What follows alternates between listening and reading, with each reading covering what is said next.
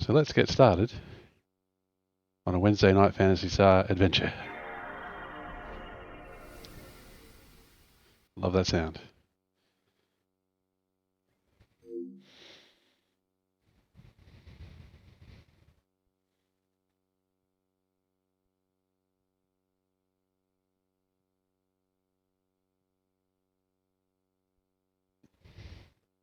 Now I'm happy to report,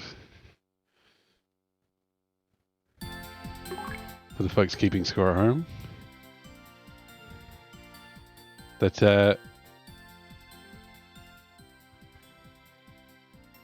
actually managed to do some off-screen stuff for a change. Save everybody a lot of time. We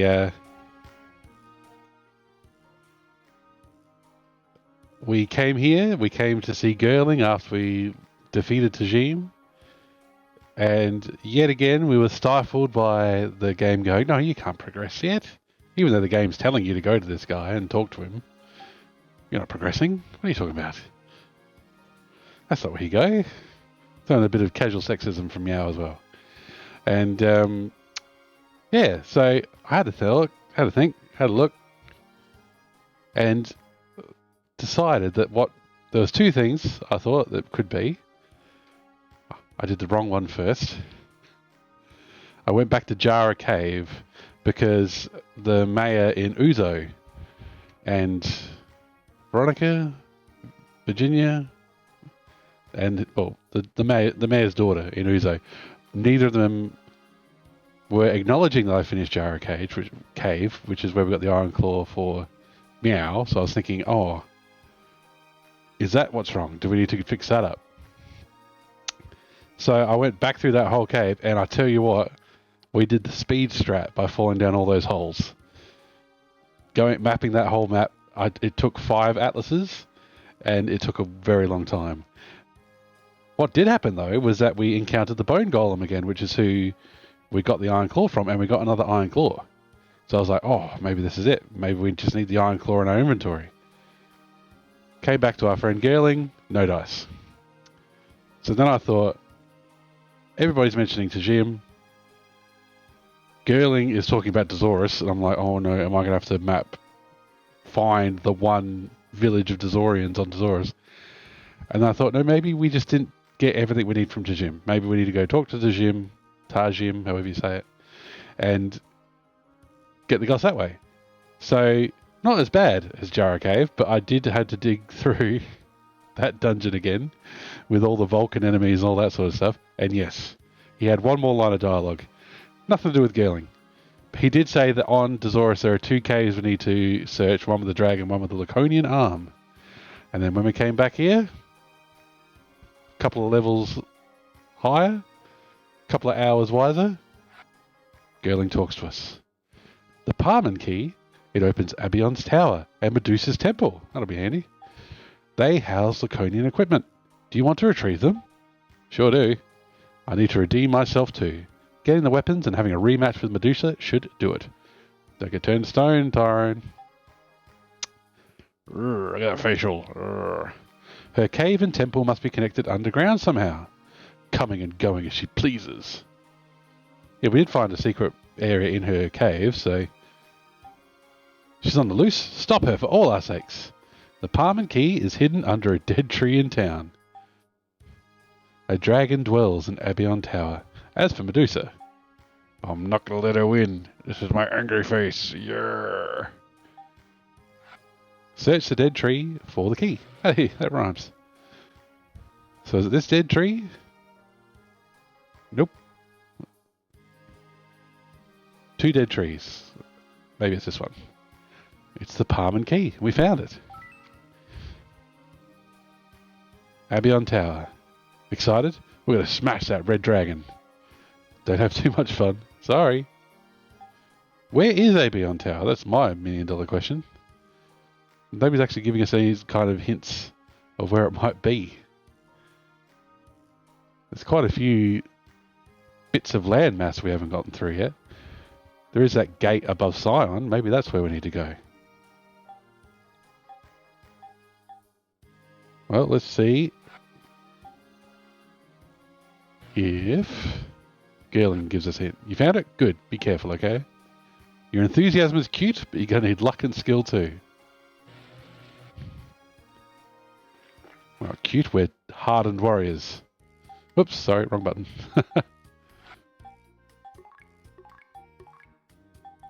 Yeah, I think we'll start with Scion. Why not? How's our stats? All we've been doing is talupa-ing around. We could go to Medusa's cave, but it sounds like they want us to go to... Okay, it's not this. Love a game that gives you plenty of hints of where to go next. Okay, this is all old dialogue.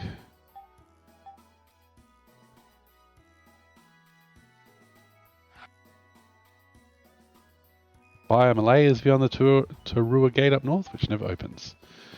Well, that's not very helpful, is it?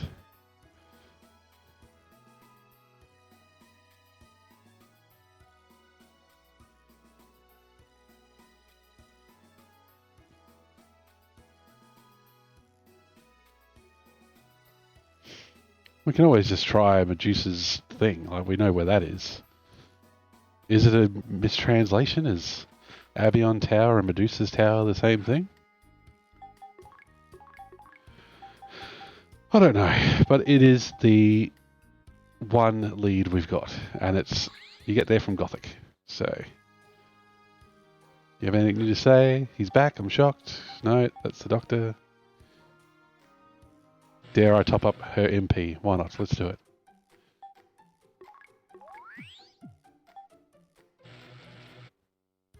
Okay. Cool. So we had to go across land. We shouldn't be too hard these days. We're all pretty buff. Pretty buff.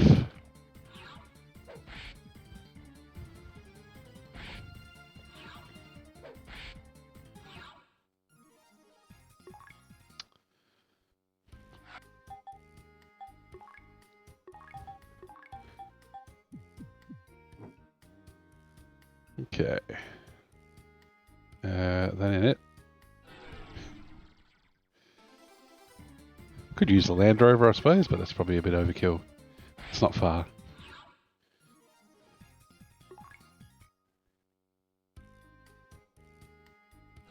Oh.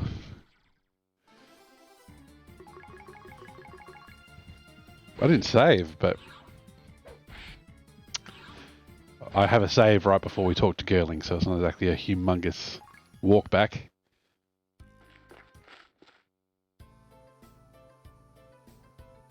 Different music. Okay. Didn't have to use a searchlight, I can't believe it.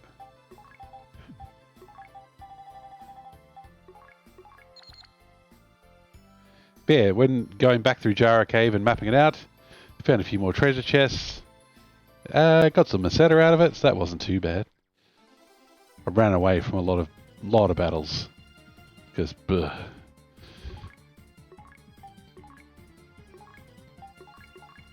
But yeah.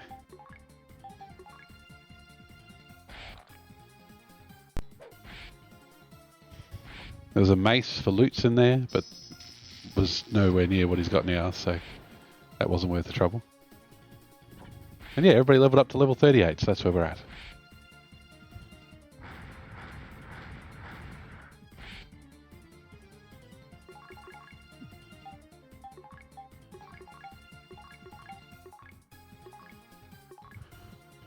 See if we can knock this guy off.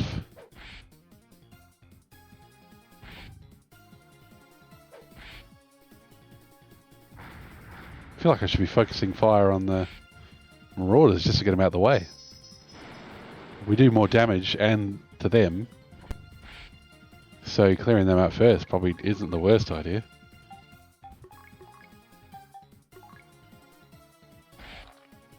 There we go.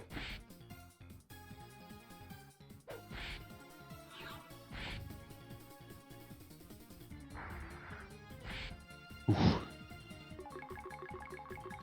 The defense is still lacking. It's still behind where you'd hope it would be, so.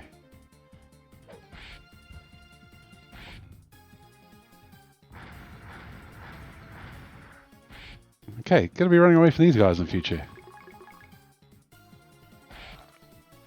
Too much damage, too much health. Well, not too much health, too much defense.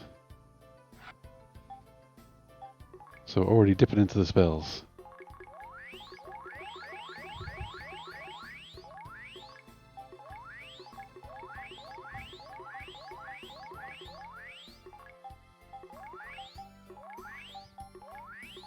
Maybe I need to go look for some more heal crystals, you know, give everybody one of those. Give everybody regen. I'm sure they get sold somewhere. I probably have seen them and I have not taken a note of where they are. Okay. Treasure?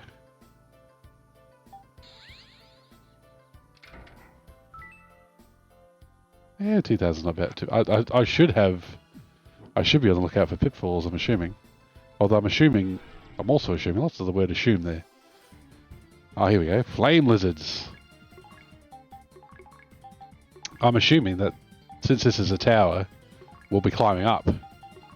So pitfalls shouldn't be a thing on the bottom floor. Towers can have basements. Can have lower floors. Oh god. Oh god. What happened to Tyrone? Oh, he's attacking. Everybody's poisoned. Beautiful. Okay, that's one ally. Let's see how much damage we do to these things. I like how the flame lizard poisoned us. You think it'd be the poison lizard or something. Well, good to know that AI is a bit stupid. Since we're already poisoned and it went the poison attack. Ugh. Okay. I think almost everybody in the party should have at least one antidote. Might as well start using them.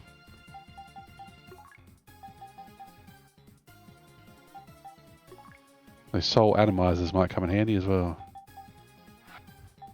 Oh, the only one without. And no cure spell either.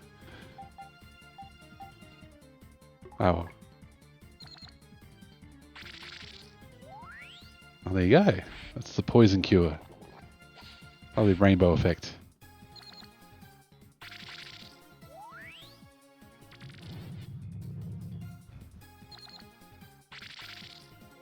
Okay. It's gonna be one of those fights, I think. Start doing some damage so we can get through this.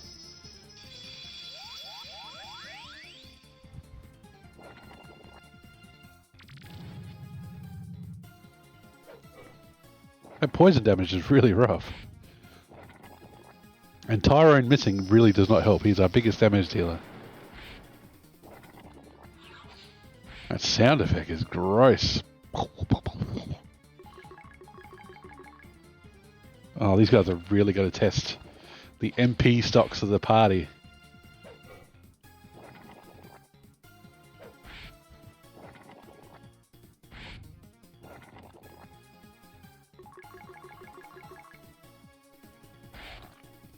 There we go. Oh god, nearly 8,000 experience. That's pretty good.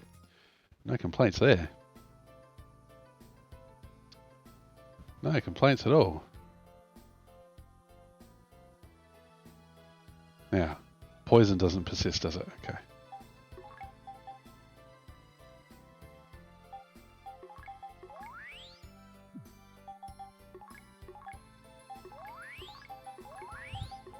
Ah, Tyrone, you just have too much health, dude. You're just too much meat. Oh man, this is looking like Jarrah Cave. Looking very complicated. Green dragons now. We had yellow dragons in Tajim's cave. Let's use some of Meow's all enemy attack.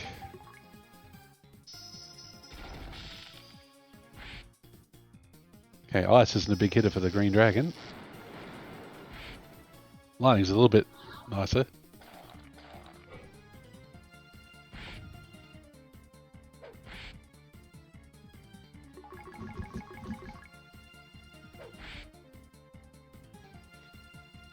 As soon as I'm on camera, Could be a work meeting, could be streaming. Everything starts itching. Everything in camera shot starts itching. There's nothing itches below my neck. It's just anything that can make you scratch yourself on camera. That's what starts itching me. Getting close to level 40.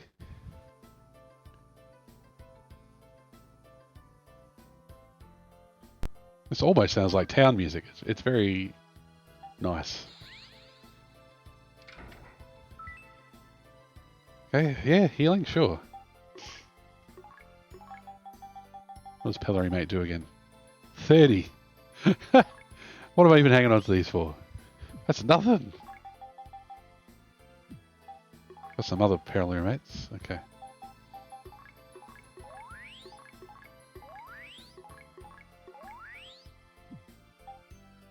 Bit of inventory management. Okay. Definitely will be breaking out the atlases for this one. Okay. I'm taking... Oh, I just saw the stairs up. Just saw the stairs up, so... Let's explore the rest of the floor. In Jara Cave... Oh, I couldn't believe it. There was a door and downstairs. And I was like, oh, what's this? This is a separate downstairs to the one I actually went down. And it was just a downstairs that led to a 2-tile nothing on the next floor. And I didn't, it was, obviously this is a little trick just to waste your time. But it was like, you know, and the atlas tells you if there's secret walls or anything like that. So I was like, bizarre.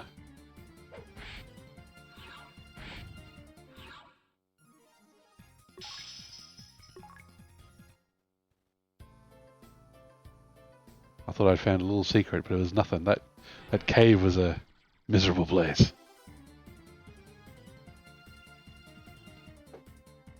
Okay, let's try and break these guys down faster.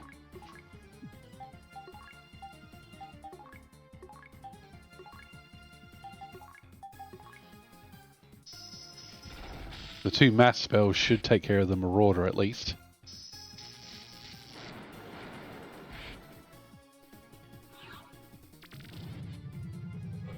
But all these dragons and lizard enemies, all of them, they're shocking. We're going to fight a red dragon, which is going to be some form of boss. And we're struggling with their little buddies, little regular enemies. That went a lot better. Less mucking about trying to heal the poison.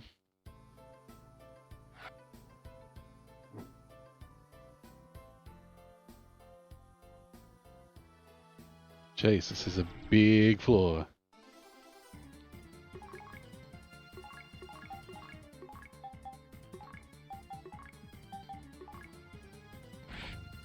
But this will definitely not be our first rodeo with this. Well, first and only, I should say. Rodeo with this dungeon, so I'm happy to throw some MP away.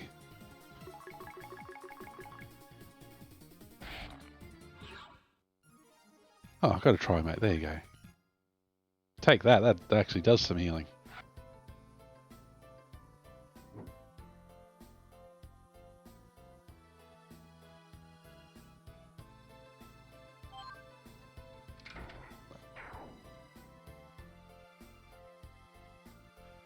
There you go. I should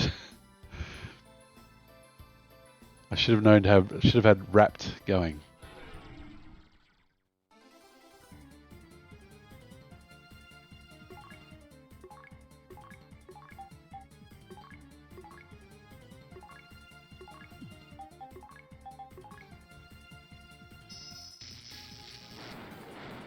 So having wrapped going to try and find trapdoors, I knew there was pitfalls in Jara Cave, so I had it on just to see what it looked like.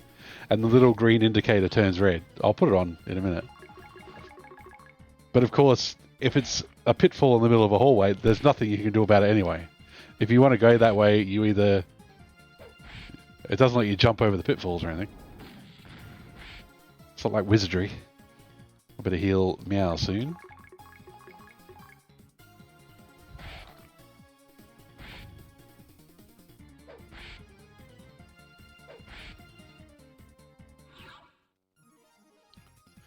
They're not going D&D rules. They're not going chromatic dragons are good and coloured dragons are bad.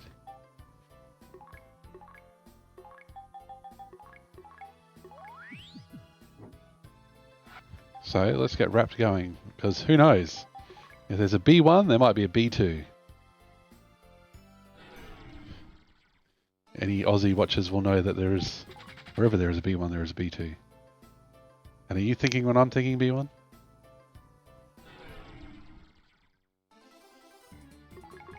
Oh boy. Wait, look at Lutz's MP already. I've blown through it. And I did not... Yeah, I was not sensible about attacking people efficiently there.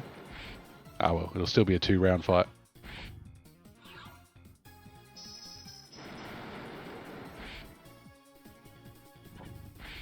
But we've got plenty of cash. So we can go looking for cure crystals for everyone. Or we can get the upgraded equipment from Dosaurus. Got a couple of options there to make our dungeon diving a bit more exciting. Oh god. Big old maze, huh? Okay. Oh. Oh god.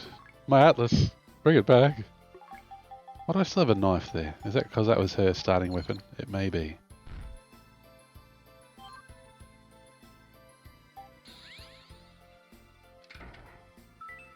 Thousand Meseta. There you go. Hardly worth it. I'll give you guys a hint. Use the escape cloth. Get out of here. I didn't check for traps either. Fool!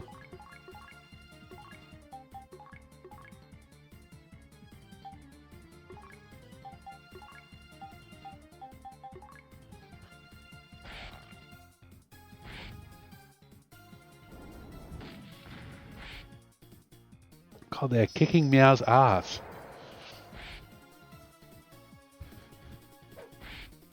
Alright, Lutz, that was your worst attack ever. Meow's in big trouble. Oh, okay, not that big a trouble. Alright, plan ahead. Marauder 1. Marauder 2. Green Dragon. Marauder 1. That should be plenty. Yeah.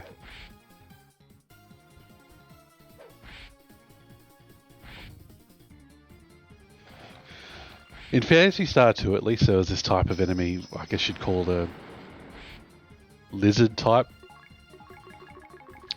The base level ones, because you know, they get harder and they get palette swapped as the game goes on. Called a spitter, I think. They didn't give out as much XP, but they gave heaps of Meseta, so it was really good for the early game, because you need, you know, you don't just need XP in the early game, you need money for equipment.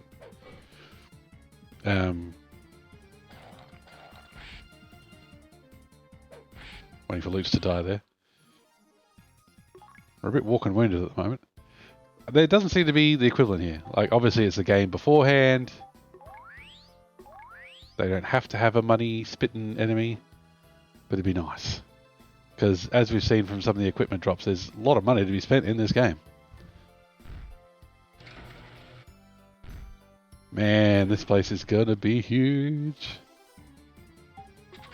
Way too huge. We'll map some more and we'll run out for some MP.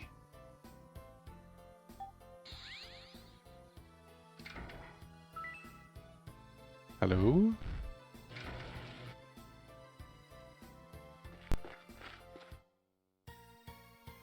Ah. Right. Well, there you go. We found our way back to Medusa's cave. There you go. Solve that mystery. Did that kill our Atlas? That killed our Atlas. Jesus. Okay, so I'm gonna go out on a limb and say there's no B2F. Okay, money check 69,000. Okay, let's do it. What? Ah.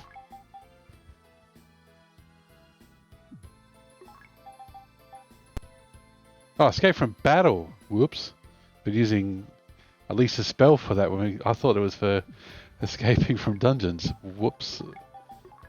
Okay.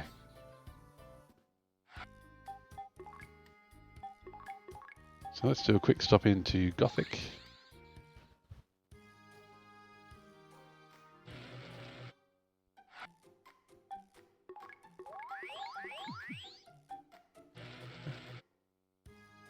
What do they sell here?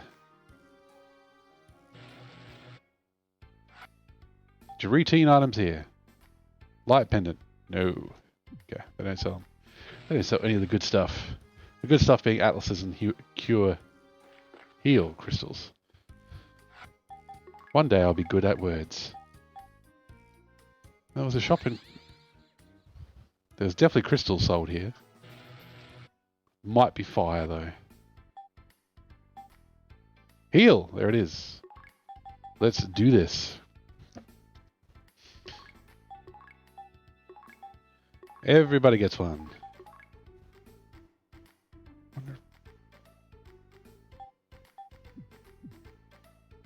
That's certainly right, sure.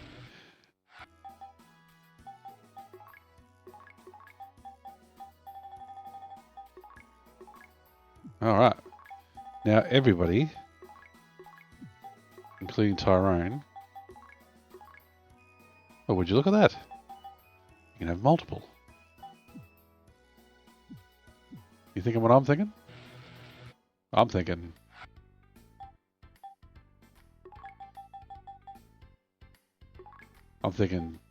double up, see what happens. And what I will do is I'll double up on Meow, because if it does heal more, he's been getting whooped the hardest. Okay. I can get rid of some of those escape cloths, I'll tell you what, I do not need that many. I thought they were for escaping dungeons, and I thought that would be really handy, but if we get stuck in the dungeon without Meow and Lutz, like if they both die, then we have to walk our asses out, which is whew, not on board. Alright, back to Gothic. And I'll save my game this time.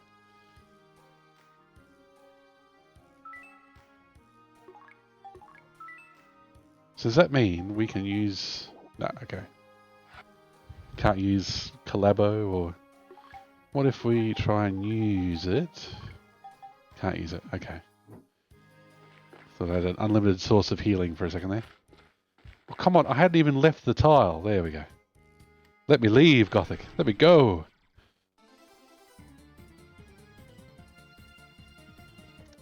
I was going to say, let's see what happens with these crystals, but you actually need to get damage for them to do anything. They're just going to say 0 for now. But look at that, regen for the whole party. Based on Retro Island Gaming's playthrough of that, that and this, and that and this. That certainly did not exist on the Master System, so there you go. Let's get back to Medusa and get back to kicking her butt. What am I bothering these battles for? They are not worth my time. I do like seeing big numbers though. You see that? 944? Whoa.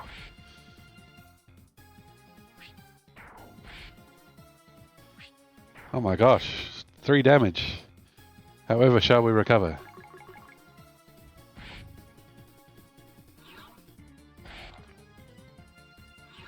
Tell you, I like that. But I can't get too complacent with healing either. Alright. Thank heaven for small mercies that we don't have to reuse a searchlight every time either. How many outlets have I got? 1, 2, 3. I have to stock up on those again. I've already forgotten where I bought them from. Oh, hello. What's in this? Nothing. Let's cast... oh, no. Oh, that's a big waste. Bugger.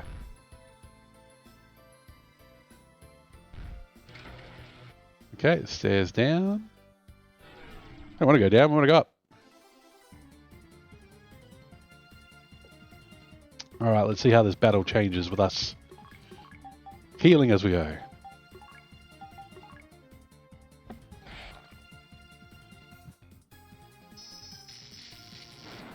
There was a Thunder Crystal there in Caminite as well. So could be worth loading loots up with those so you can do the combo attack instead. MP free.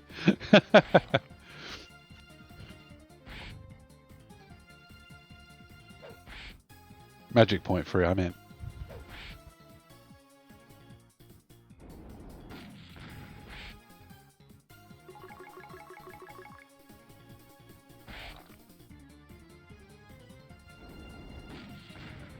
Alright, Meow is not going to be able to regen his way out of multiple 100-point attacks, Dragon. Give him a break.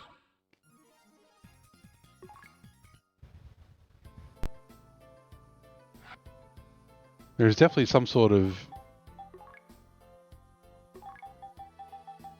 There's definitely something happening there, because those green dragons have been almost targeting Meow exclusively.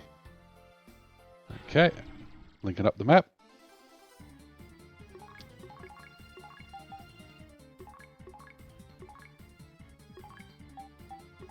Let's take out the Marauders first.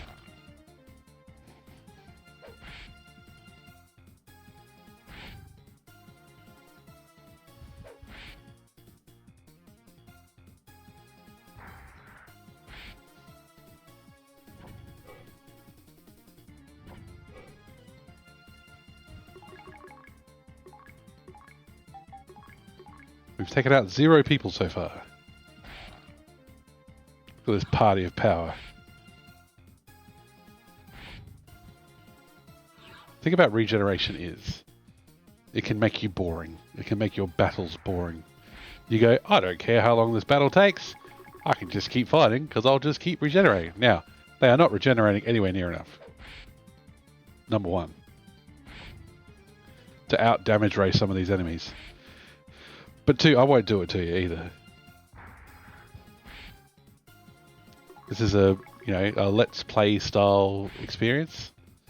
Not a watch me do the same battle over and over again with boring attacks over and over again. We're going to mix things up. We're going to look at spells when they come along. We're going to try and do battles as efficiently as possible. If you're watching this on YouTube later and you decide to fast forward some of the battles, that's fine. Not going to blame you. But trying to keep it chill, but also keep it interesting. Yep. Okay. Oh no.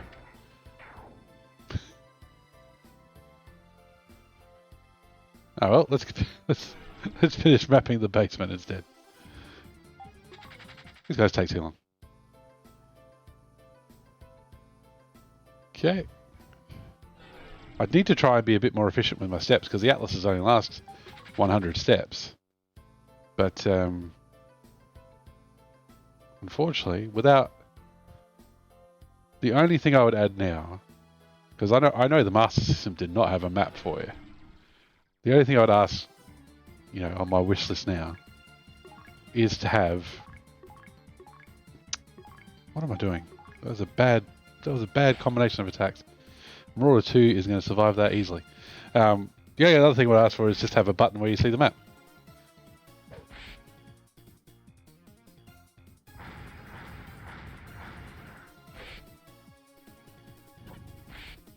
Just the whole map, that would be nice. Or even better, Doom style, where you're a little cursor and you can use the map to move around instead.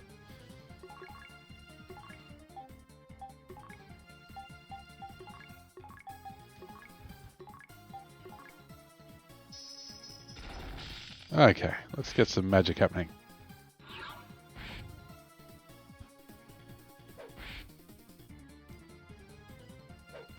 I'm still really loving the magic effects, and I'm really loving that they didn't 3D this game. It's PlayStation 2. Everybody thought 2D was dead. Like, how many 2D games were there even on the Nintendo 64? Like, Paper Mario was still 3D. It was just presented in a 2D style. Like, there were still polygons in the background. And yes, I know that the dungeons are 3D, but they've always been 3D, so The fact they went, okay, let's not make it look like Final Fantasy X. Let's just make it look like Phantasy Star if we made it today with the same sensibilities. Level 40. If you take levels as age, these guys are almost as old as me. I'm not 40 yet. October. Okay. Yep. This is no Metal Gear. Metal Gear. Hi Zebu, how you going? Yes, Wednesdays I'm doing Phantasy Star and Sundays are Metal Gear. I'd like to mix it up. Got a bit of a theme day going.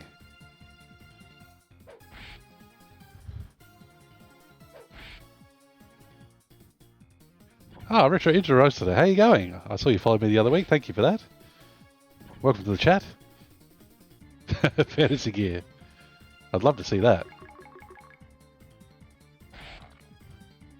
Metal Gear with Voltron style armor. You know, 80s anime style. That would be awesome.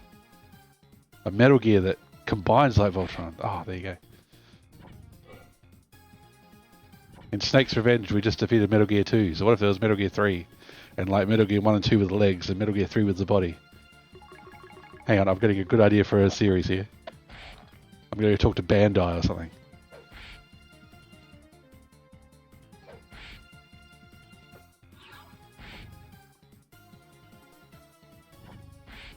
No, we're Fantasy Star Wednesdays, and we're in Medusa's temple. Trying to get her Laconian axe.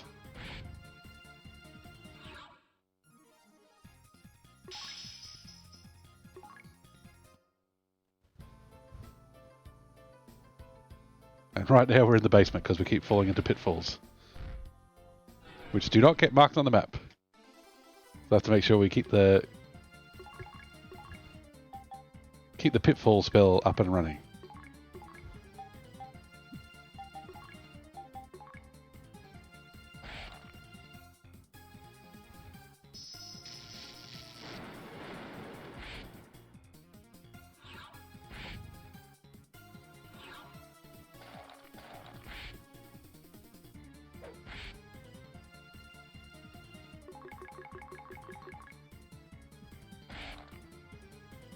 Evening, Hysteric Moon. How you going?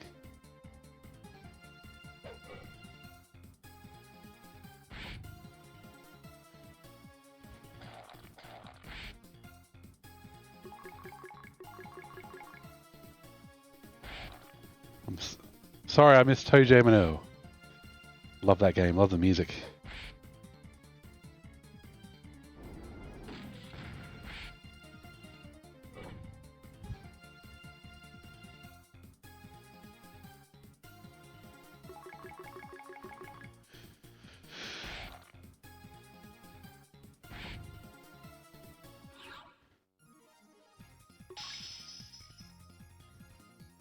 Late night choice.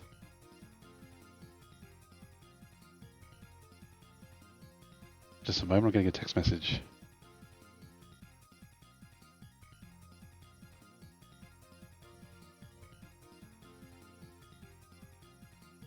Okay.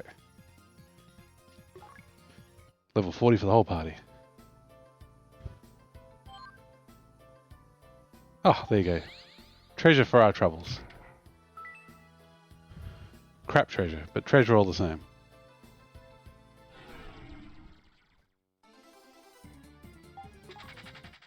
Let's get out of the basement, that's my goal.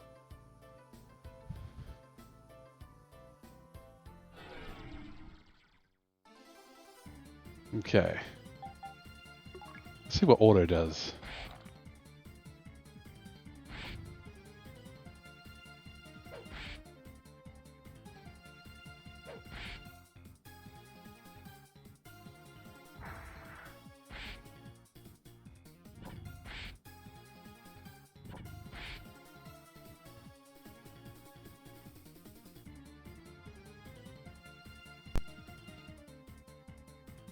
Oh no, it does it for a round.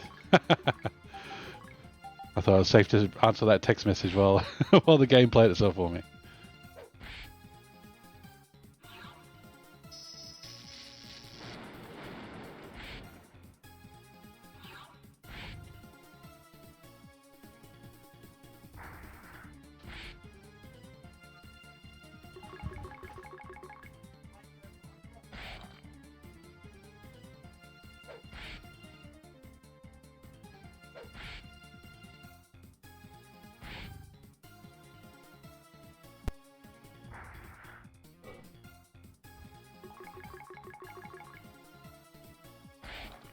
Don't we make the best choices late at night, Hysteric Man? I think so. That's when I reach for the snacks, at least, I'll tell you what.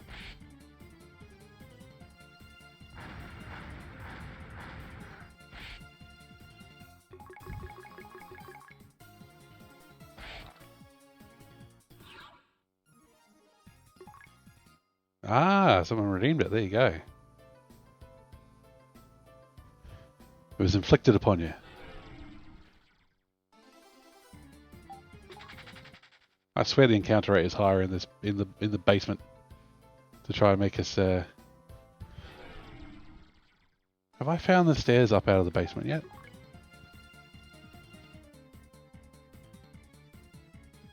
Because last time we were in the basement, I just teleported out of here.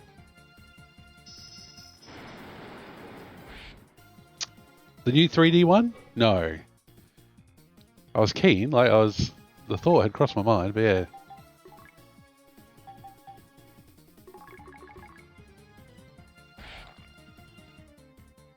Did you play it? Was it any good?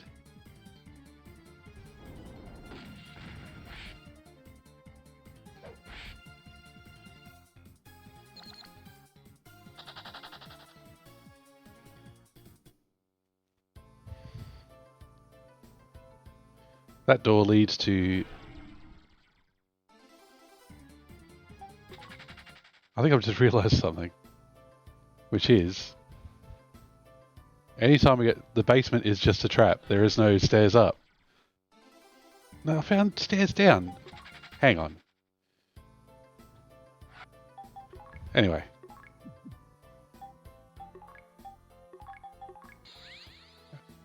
If we fall down to the basement, just teleport out. We need to get back to the first floor anyway.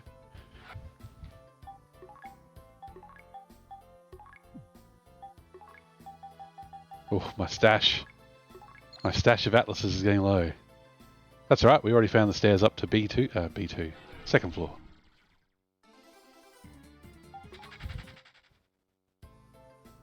Gotta run. There it is. Look at that. Even had some memory there.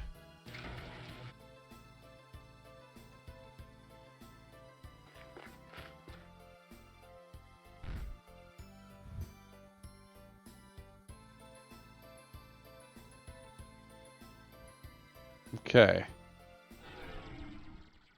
I'm refusing to learn my lesson and putting on the wrap spell.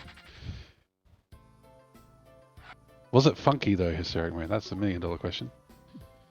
If it's going to be Toe Gem and L, it's got to be funky.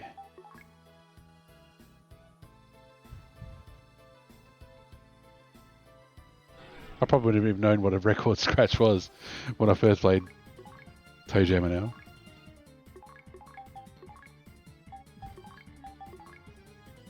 I actually rented the Mega Drive light gun game, and it was like a mixture of mini games. Yeah. Oh, there you go.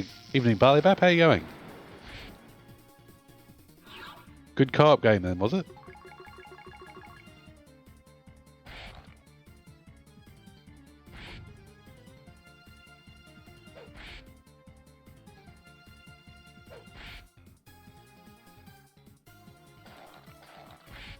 My brothers and I used to be mad co-op players, because if we didn't play co-op and we were playing against each other, somebody would get angry.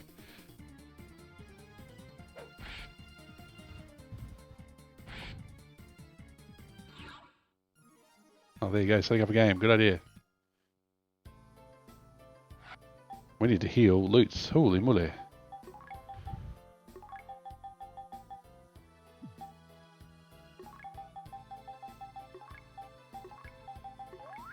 That's about it. Everybody else is doing pretty well, but let's do a health top up while we're here.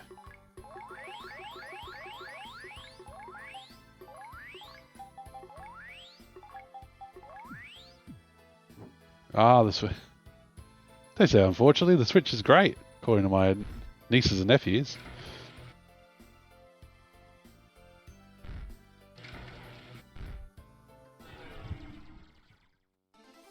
Do we get treasure from here? Let's have a look.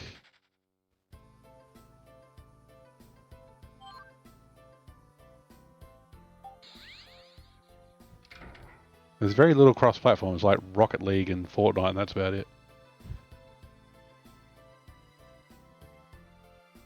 Is it worth searching the rest of this floor?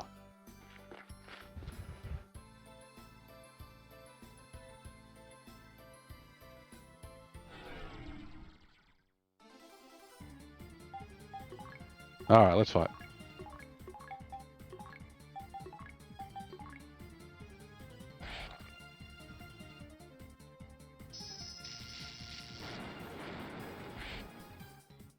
Oh wow, that's interesting. I would have thought Elder Scrolls would have been... I would have thought Elder Scrolls would have been cross-platform before Final Fantasy.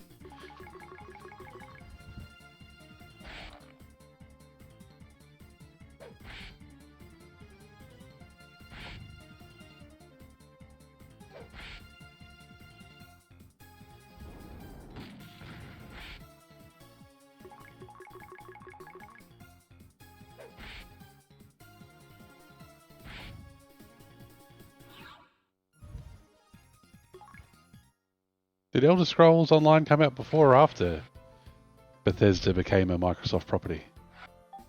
I don't remember. Time gets slippery at my age.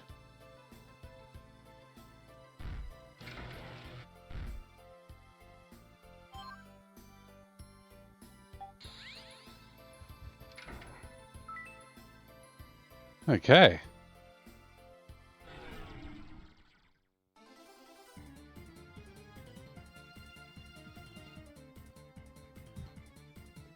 Oh, wow. You suck, Xbox. Well, now apparently Microsoft has bought Blizzard Activision or something.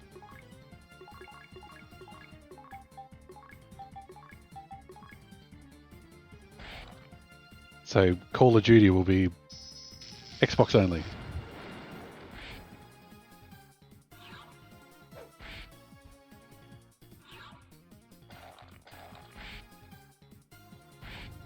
Good riddance.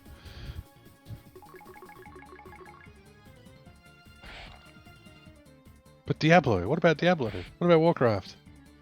I haven't touched a Warcraft game since Warcraft 2, so...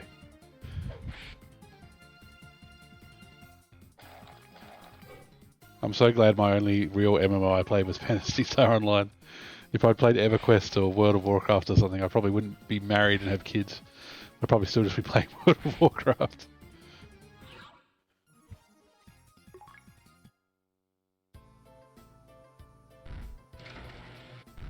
Exclusivity is set. Absolutely agreed. Okay. Officer system for our... Okay. Okay, apologies about that. Let's continue rocking and rolling. I'm going to miss a bit of chat. Everyone thought they would, but I honestly did not. I thought they would just buy it Bethesda and make a fortune off game sales. Well, that would be sensible, wouldn't it?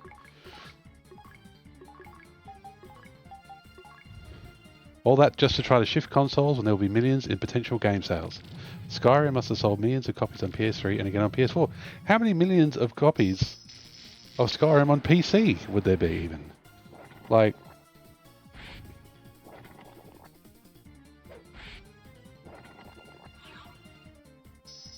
Like, console gaming must have such a much better margin than PC. Oh, there you go.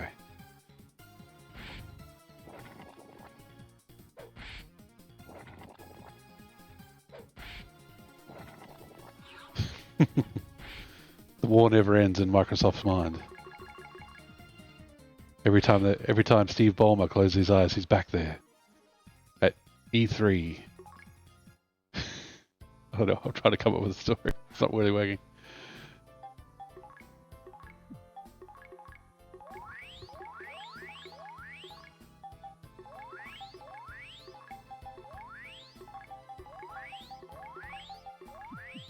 Okay. Let's find the stairs up. Surely there's no pitfalls on the way to the stairs. Oh god, no, that's just going to take forever.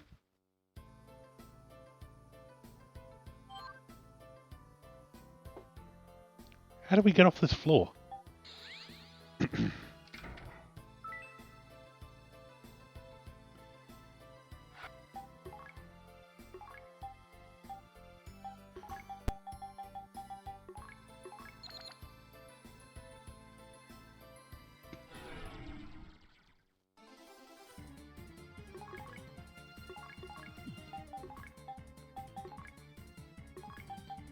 Oh, poor BioWare.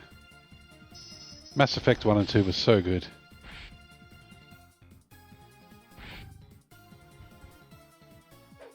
Mass Effect 3 was still fun to play up until the end. Ugh. Well, Bethesda have just re-released Skyrim 15 times in the last 10 years. Isn't that all they've done? And Elder Scrolls Online. Oh, sorry. I've got the Legendary Edition sitting there on the PS4. I'm part way through Mass Effect 1.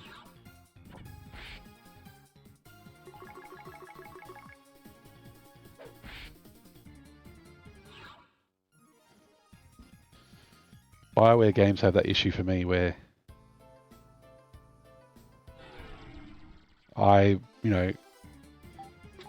first time through I play all the, well, see, I only played Dragon Age 1 and I didn't like it that much, so I didn't bother with the other ones.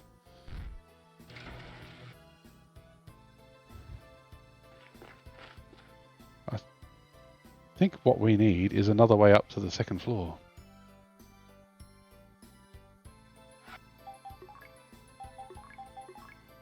Because what the first floor was giving us, third floor gave us was nothing.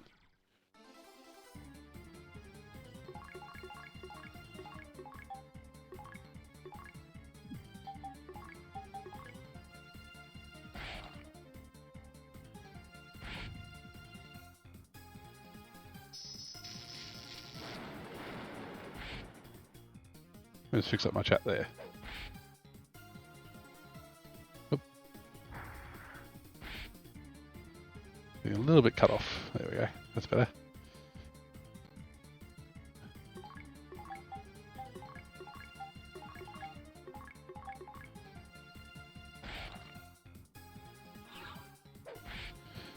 My issue, and it's been an issue since Baldur's Gate, I can't get my head around the real time with pause battle stuff.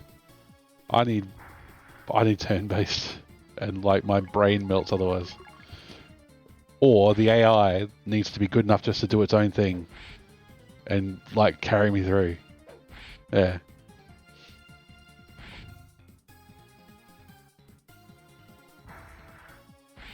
Because I would just get whooped in battles and be like, I don't know what I did wrong. I had Dragon Age 1 on PC. Yeah, actually on this very same PC we're playing on now because it's very old.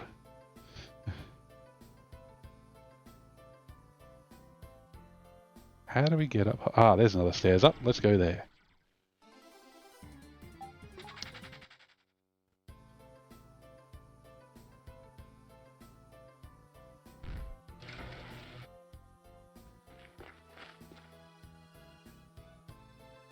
Oh, okay, we're in a different part of the basement. God.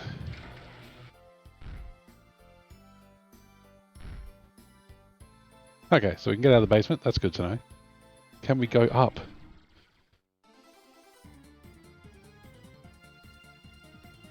Ah, they made the combat a bit more suited to console. It's still not great, but maybe better than PC for your brain. There's no hope for my brain, Hysteric Marine, unfortunately. No hope for it.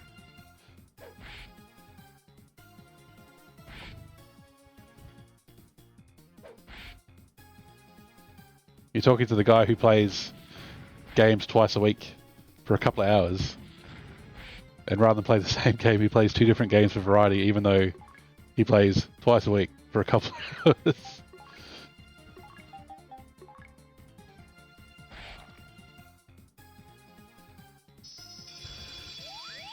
Speaking of this PC though, I was having some lag issues on Sunday while playing Snake's Revenge with like just the save stating and the shift keys and stuff, and I was blaming my keyboard. I think I figured it out. I think it's actually the RAM. As I mentioned, this PC is very, very old. It's got 8 gig of DDR3. So I've replaced the graphics card in it because the graphics card died. The hard drives are fine. I mean, one's an SSD, one's a bigger one. Oh, okay. Well, I'll put it this way. My new work laptop I got last year is 32 gig rather than 8 gig. So I've ordered some new RAM. So hopefully that'll arrive. And it's fine for most things. You already lost all the RAM. It's fine for most things, but when OBS is running, things get pretty laggy. So, I mean, in my OBS setup here, I've got like 6 layers now, so it's probably not helping with the memory usage. But you got to have all your effects and stuff. You never know when you might get a new follower.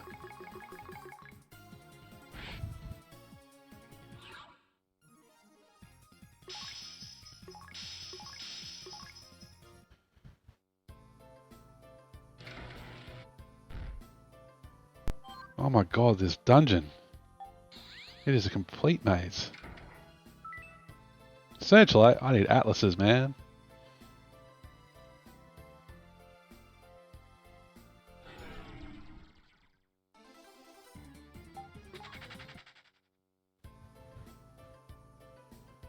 Somewhat ironically, my PS4 gets lagged out on Twitch sometimes. It really struggles, and I don't know why.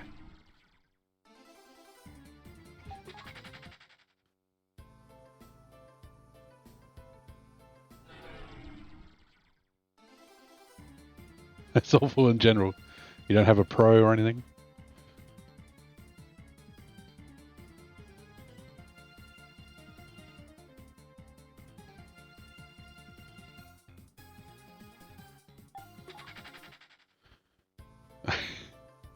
Just got too much stuff on it.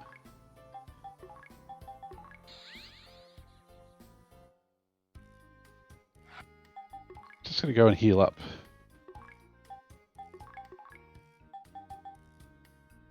Let's heal up somewhere where they have atlases.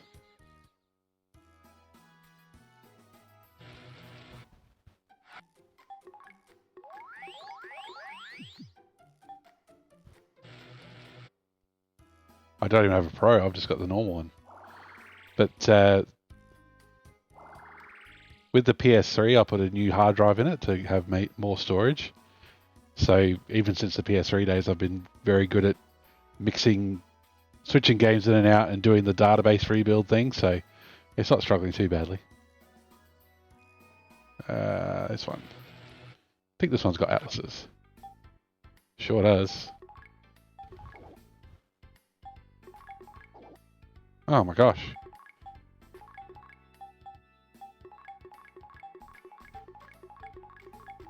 More atlases. Okay.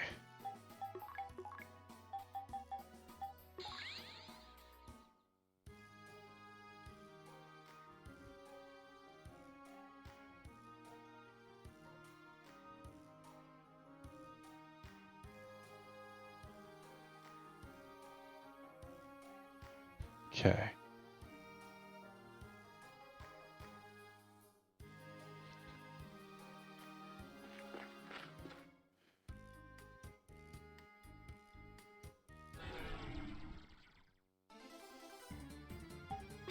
I'm sure there's some intrepid people out there who've modded a PS4 to have more memory, but I don't think it would be within reach of you and me. Weren't people running Linux on PS4 or something?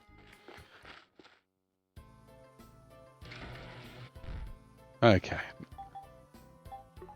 Now that we've stocked up on atlases, we have all these useless Roganons. There is at least one path we didn't go down on this floor because we fell down a hole.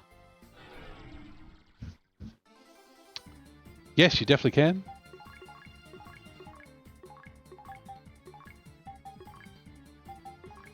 But I did the swap out. I swapped out the actual internal hard drive for a bigger one. Can't remember how big now. Might be a terabyte. Can't remember.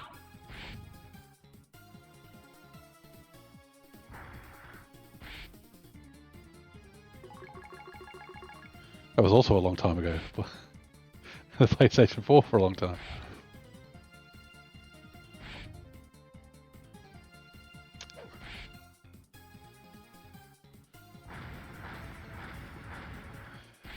Unbearable, yeah. Oh.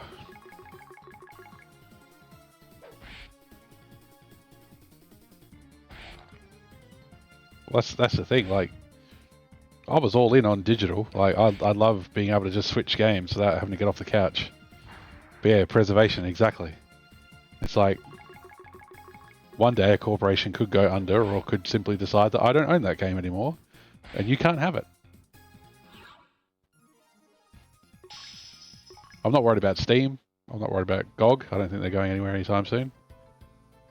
But you never know. One day, Sony or Microsoft could buy Sony. And then that'll be it. No more.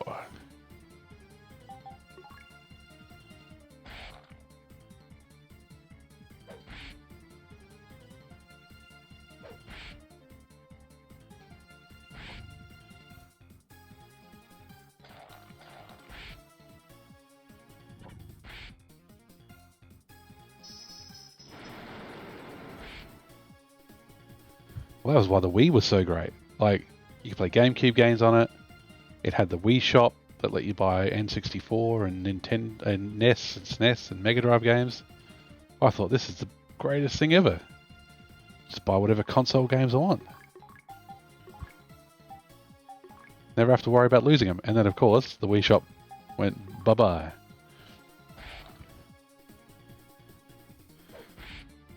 Oh, I think imagine if you had FF14, you know, the MMO on disc. It would be you'd pop it back in the console, and it would take a day to update, wouldn't it? Surely.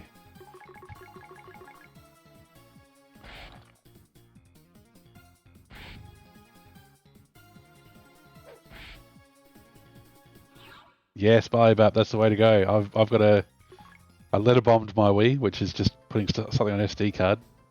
Nowhere near as violent as it sounds. And yeah, so I've got NES, SNES. I've got some PS1 stuff on there. I haven't tried running it.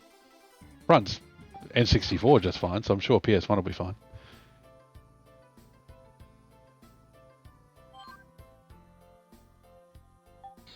And it just works. My eldest daughter, when she gets tech time, sometimes we'll want to play PlayStation 4, and of course it'll be something I haven't played in forever. So I have to kind of try and read her mind in advance just in case, because if she suddenly says, hey, I want to play Fall Guys at my tech time at 6 o'clock, and Fall Guys gets updated all the time, but the PS4 doesn't update it unless you've played it recently, it's like, oh my god, you don't want to disappoint them, you know? Whereas back in my day, no. Bloody pitfalls. Back in my day, you put the cartridge in and off you went. So I'm trying to encourage her when she does have her game tech time to play something on the Wii. It's like, oh, you remember how you really like Sonic Mania? Why don't you try Sonic 1 or Sonic 2?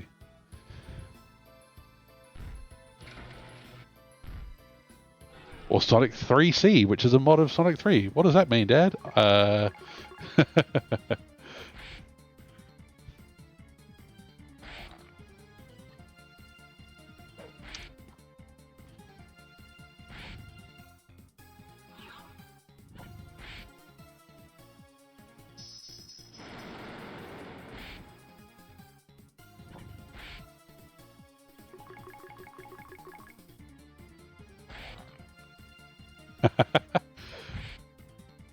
You were emulating back in the day as well. Wow.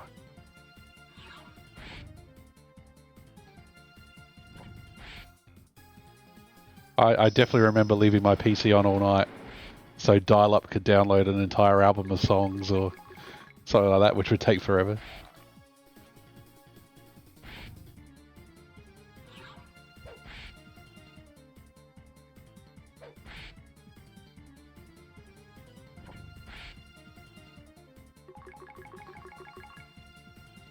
What's the first thing I put on any computer? Kega Fusion, CCS64. SNES 9X. Just have a couple of games in your Dropbox or OneDrive, and you got portable gaming wherever you go.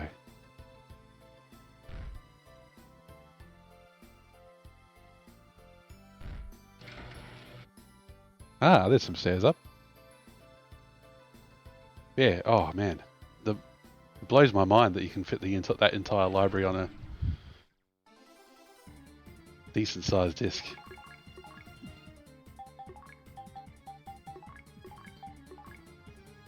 Like I got a torrent of every NES game, and it was like all areas and environments and everything, and it's like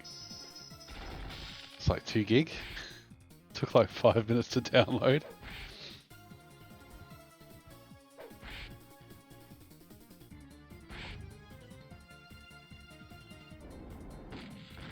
Well, I mean, it was such a big change.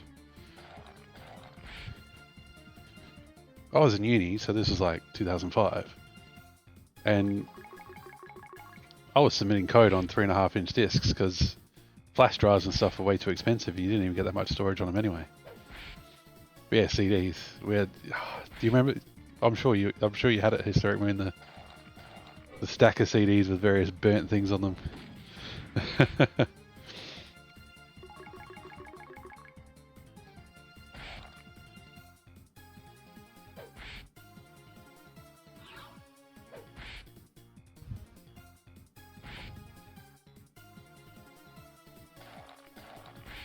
I love CD quality audio.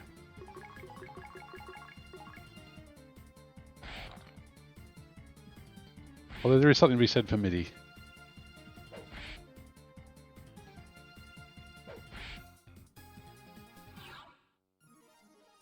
Oh yeah, like half the Mega Drive library could fit into a Snatcher CD probably, since Snatcher had the audio, the speech as well.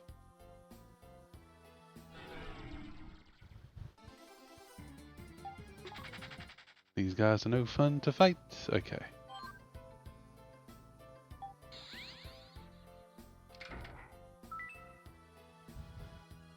Okay.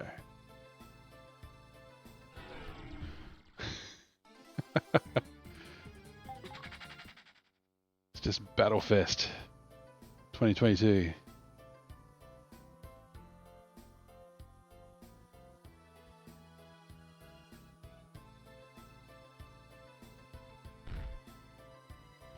$90 meg for Vagrant Story. That's crazy.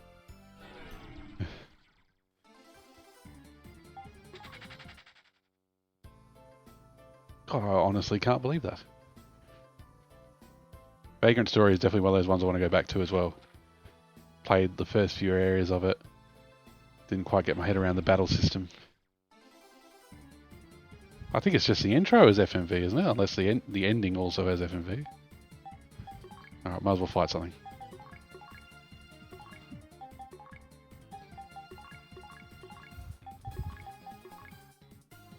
I think there's a pacifist run or something if I don't fight something soon.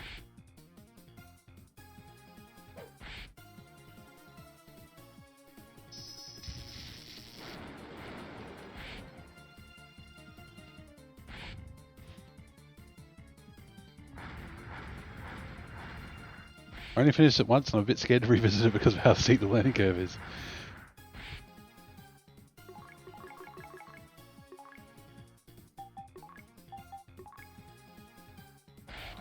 I love the way it looked. I love the way you target limbs and stuff. I think it wouldn't be too bad.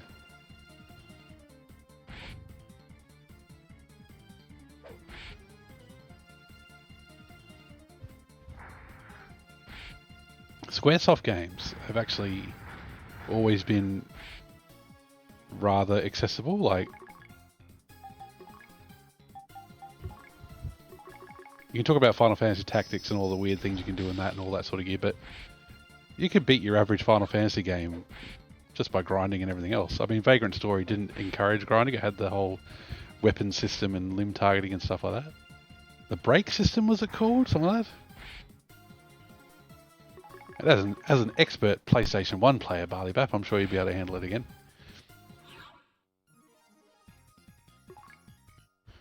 If you can handle kung fu fighting chickens in a first-person adventure mode, I'm sure you can handle that.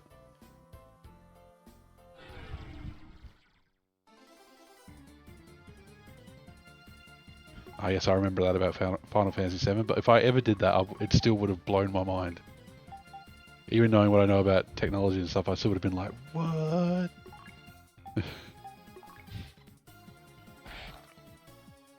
Oh, that's clever. Replaying it that way after your person's got 2 damage. That's a very way to go.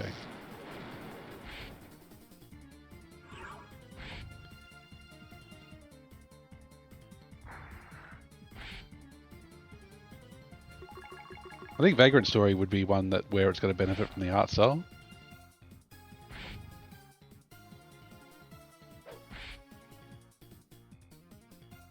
Because yeah, you could put in disc 2 and just start the game, couldn't you? You didn't have to start from disc 1 either.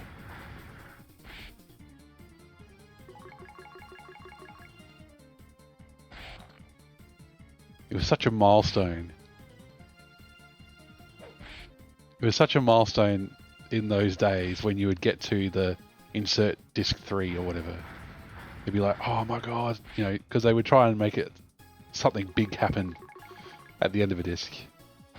Like, you play something on you play Pool of Radiance on the Commodore 64, and it had 8 discs, and you had to change disc every 5 seconds.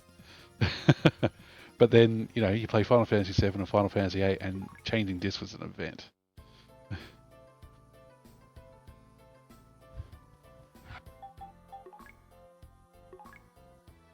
Blue Dragon looks amazing. I love it how it looks.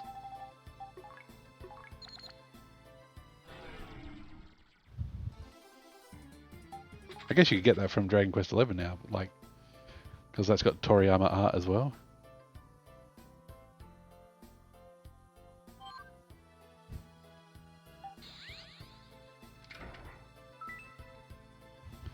So many games, so little time.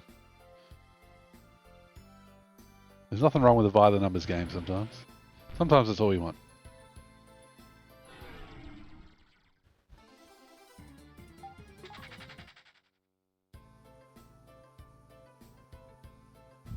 You know, sometimes movies or games or whatever try to have a big twist or something that makes it completely unique, and it's like, sometimes I just want a good story told competently and it plays well.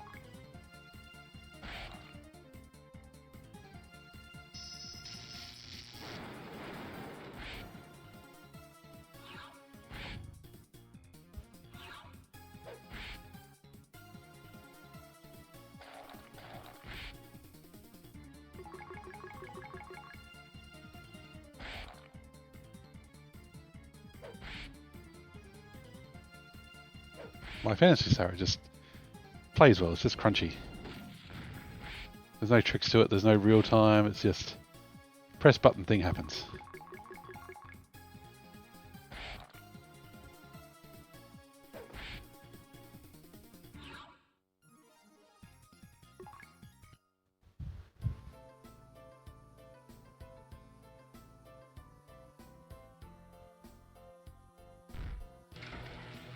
What have we got? 2 doors. And stairs.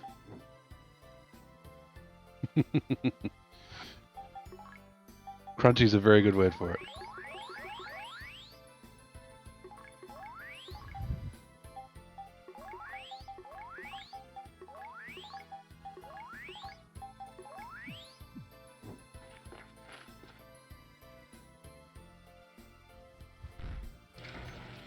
Well, this dungeon's not messing around with us at the moment. I've gotten lost a number of times already. I'm just waiting for that next pitfall.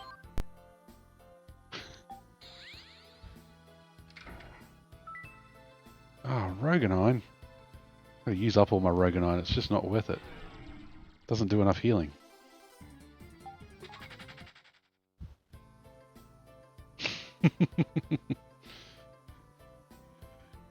Now you're making me look at my dials to see how long we have been in this dungeon for.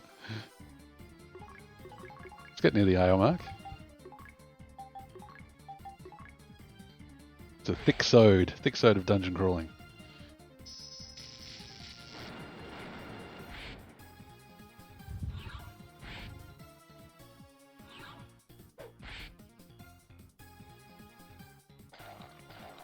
Oh, by the way, exactly. I miss experimental Squaresoft. They were awesome. Miss any company being experimental, really.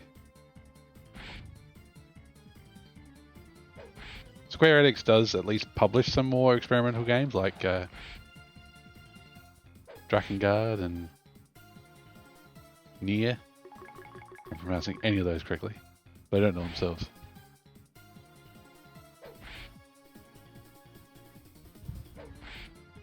Always press on for the win, Hysteric Moon. You never know how far away you are from that one bandit's body that has dynamite. Or that one treasure you need to actually get into the next dungeon.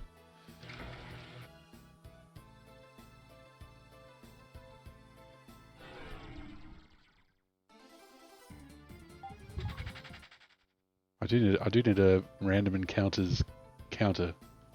There's so many.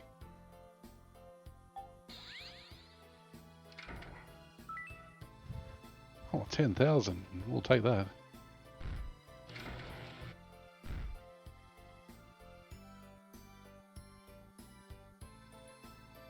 In this case, it's like, how many floors are there even?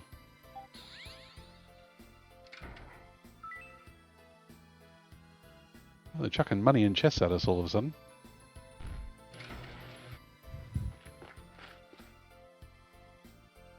Fifth floor. Oh, let's keep on trucking. Let's just check out. Be careful for pitfalls.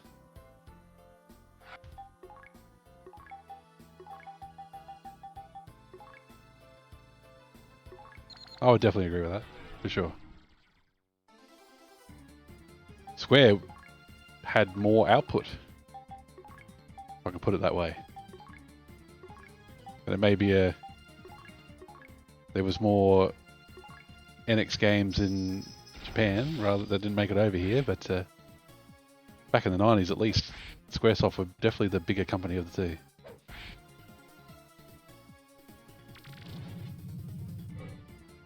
Were Terra Enigma and games, were they NX games? Can't remember now. Good at spending money. Sometimes that's all you need to do.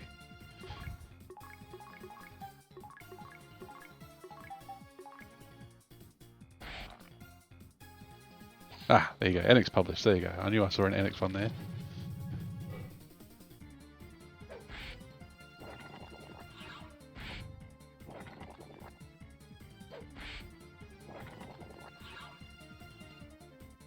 Okay. The poison attacks on these dragons are nowhere near as bad as it was before we had the heal crystals. So why not get that experience? 42 now. I started this morning at level 37. Not this morning. When I was backtracking to figure out why Girling wouldn't talk to me, it was level 37. Please don't be a trap.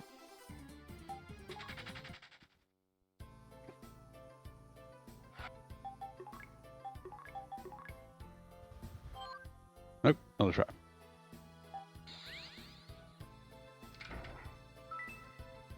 Ten Meseta. Wasn't worth the cast.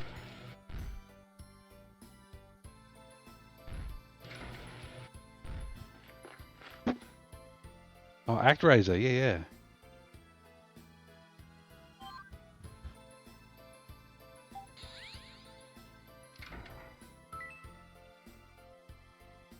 I played the PS2 Star Ocean. And I dropped it at some point. I should have gone back to actually play some of the older ones. Stairs up. God, we're on the 6th floor now. There's everybody's health.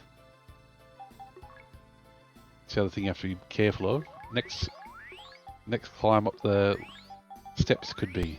We don't talk about modern Star Ocean. Do not link that cutscene with the way too creepy young girl character love scene or whatever it is. That's all I know about Star Ocean after about 4.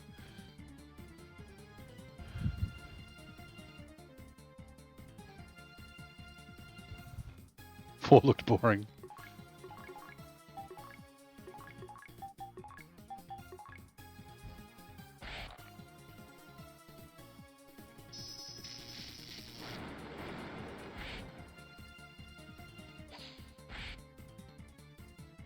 characters were cringe. There you go. Oh.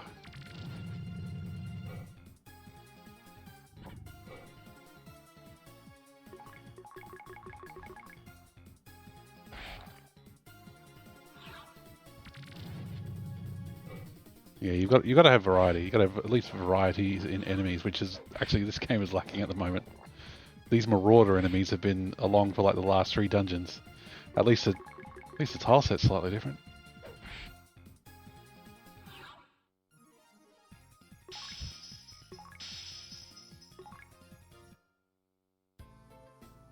At least we're not in cave.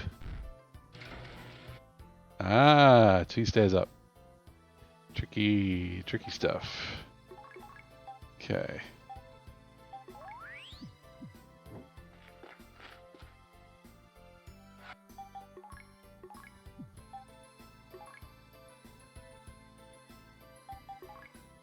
There's got to be a Star Ocean 6. Wow.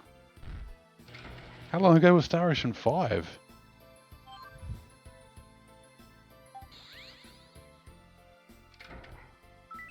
Damn it.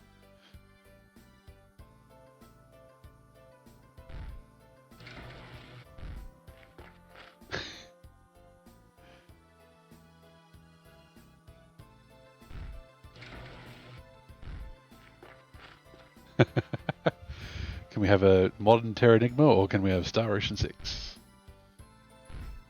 Well, the accountants say this one has more name recognition. Hello, red door. Everybody's healed up. I'm being very cautious simply because of the one-on-one fight that Lutz had. I'm worried that the Medusa might be one-on-one with Tyrone.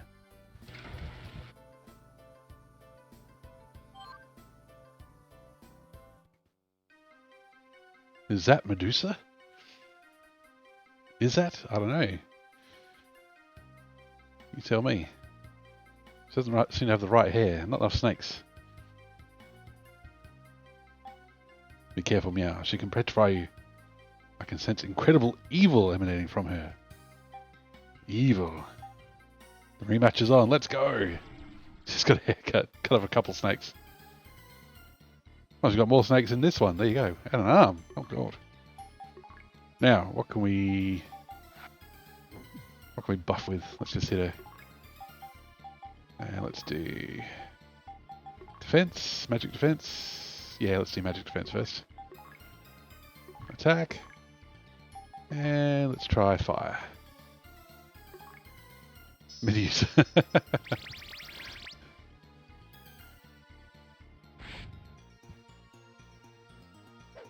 So only Tyrone actually has the shield. I was going to say, there you go. So I'm guessing Tyrone's the only one actually immune to that attack.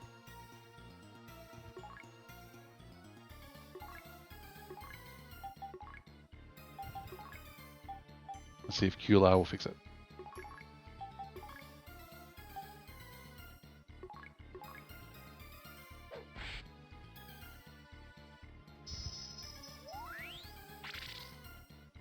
Oh, there you go. Easy. Why do we have to go through all that trouble for Tyrone if you could just cast QLR?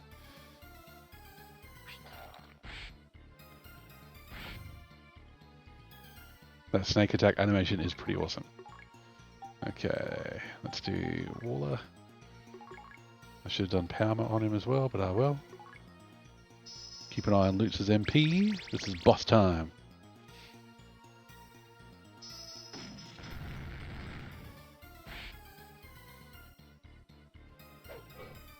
Oof. Swing and a miss.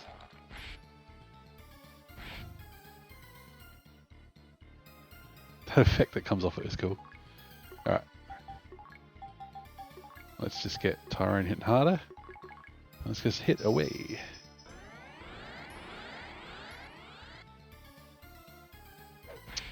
What was it on the Master System?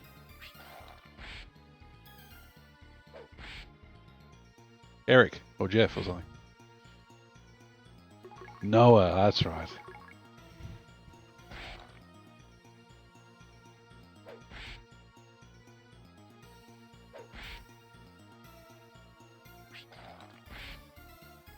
I think Fantasy Star 4 called him Lutz when in the flashback, so they fix that up later. That Palmer's pretty great. Let's use it on Elisa as well. Christopher, my best friend. How you going?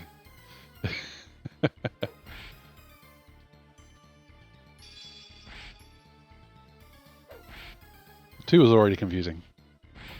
The original translation was not the best. Meow needs to be healed. Meow, once they are healed, can heal others. Oof, good. I'm doing well, Christopher. I'm doing well. Good for a Wednesday night.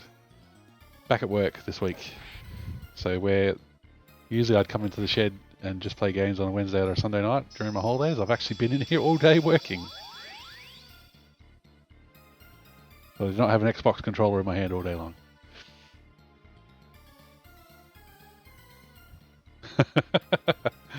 Absolutely right, Barley Bap. Absolutely right.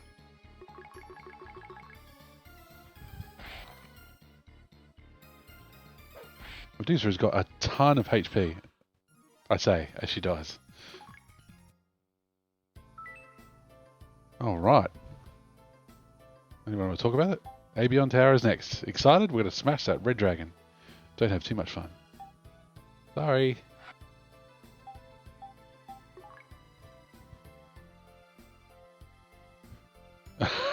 Tales of Eternia, Tales of Destiny 2. The name came out of Oh my god. Who's actually got the axe? There we go. Surely that's a Tyrone weapon. Look at that! Big numbers. Let me get rid of the... What? Why did it unequip our crystals? That's stupid. Okay. Oh, now we can get out of this. We can get out of here. Right, dungeon down. Just got to figure out where the bloomin' Albion Tower is.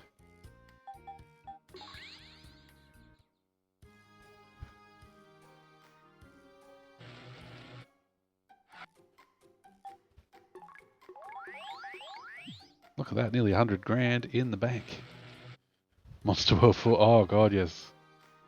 Wonder Boy in Monster World.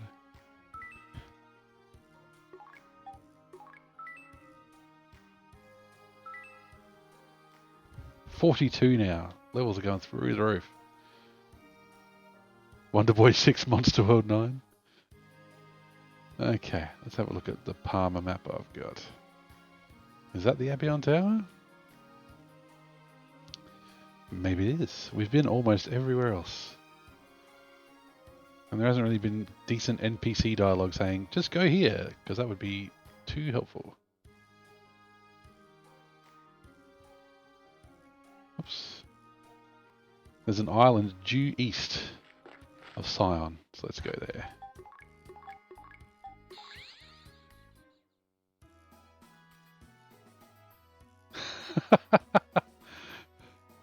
There was a Robert the Bruce movie. There you go. I didn't even know.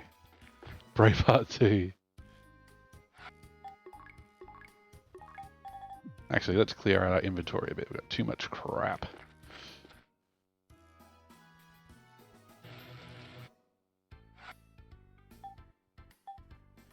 Nothing you sell is even remotely exotic. Okay, Aragonine's pretty useless. Searchlights are okay. I can sell the knife, sure. We'll keep those searchlights. Anti-paralysis hasn't really been useful. Sell that, yep. We will never sell our atlases. Your home is beautifully recreated. Robin Hood Men in Tights is one of my favourite movies ever. Lucky you. There we go, it's making a bit more room.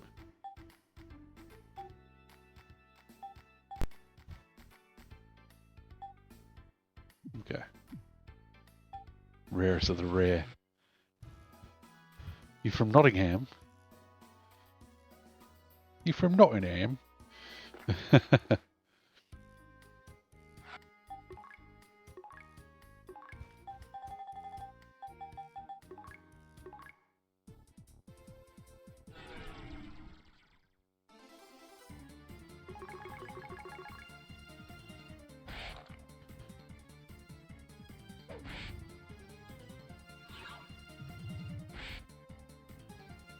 That Laconian axe does not have any cool attack effects. I'm disappointed.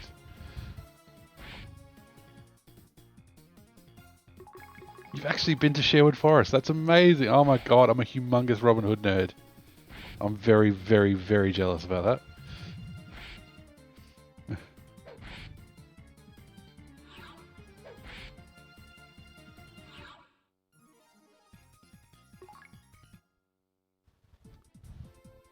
Okay, this is something. Let's see what it is. Well, that's it. Like, there's places in the world that would be amazing for us to travel to. But if you live in Pisa, if you live in Italy, hey, Abion Tower. Okay,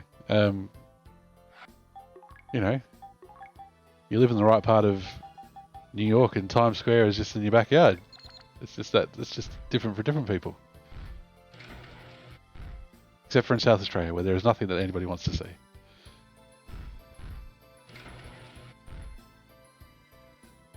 Which in a COVID world is fine. Less people come in here, the better.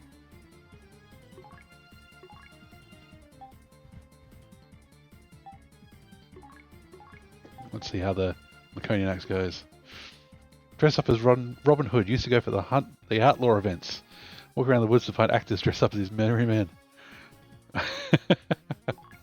Yeah, but we don't have any green forest where bandits might come get you and take your money and give it to the poor. Nobody swinging on ropes and singing jaunty songs about Prince John sucking an egg.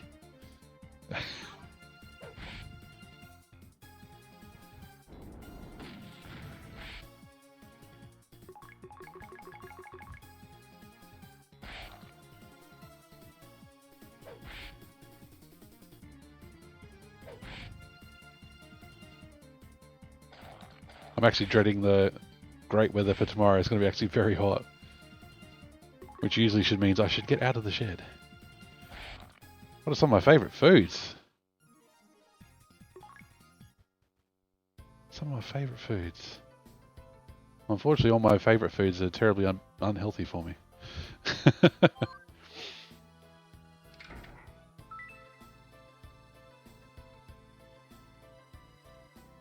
I love curries, love Chinese food. My wife and I both love Chinese food, something fierce. It's a go-to takeaway. But then, of course, terrible weakness for potato chips, hot or cold. Salt and vinegar chips are probably the favourite thing in the world. Yeah, I haven't seen the Russell Crowe movie either. There's an even newer Robin Hood one where I can't remember who's in it. And he fires his bow like he's got a bloody minigun instead. And it's like, it could be interesting. And like that King Arthur one as well. It's like, you just know that they're going to try and make it more modern. And it's like, part of the appeal is that it's ancient and things were different and people spoke differently and stuff. I don't want Kevin Costner pretending to be English. Carrie Ells' British accent was perfect.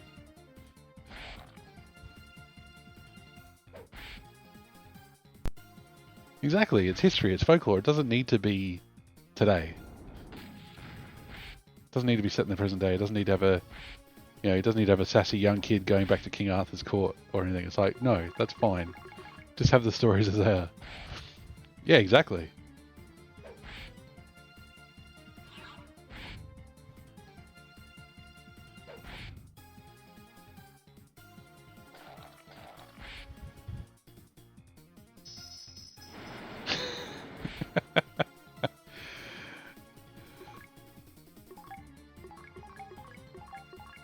Oh, especially Barley Bap, the part about how he went around with a moil.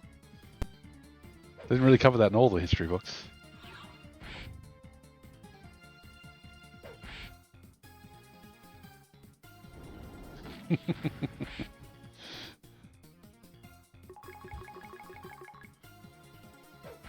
You're wearing tights right now, hysteric man. Just relaxing in your tights. Are they green? They have to be bright green.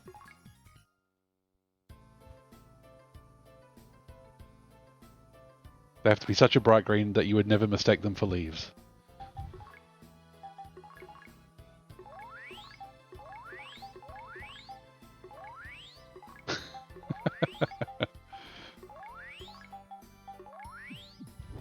It's not a very good hobby, just be careful.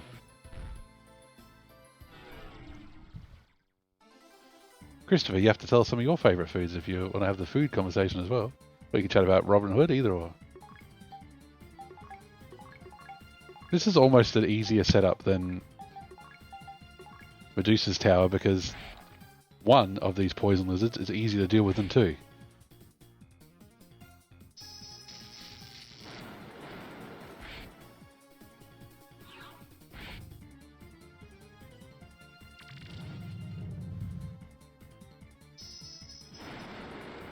So, Hysteric Moon, when you go to the park, is there a particular bridge that you fight on with sticks? Sweet potato with oatmeal. Oh, that'd be interesting. That's an interesting combo. I love sweet potato. I love sweet potato chips. They're awesome.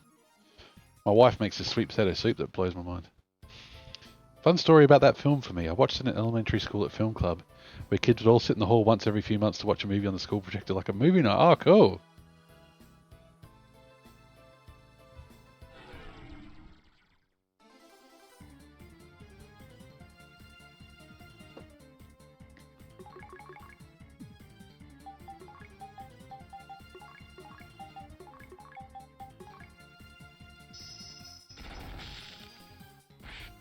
Sweet potato is surprisingly good in desserts. Could see it being good. Oh, there you go.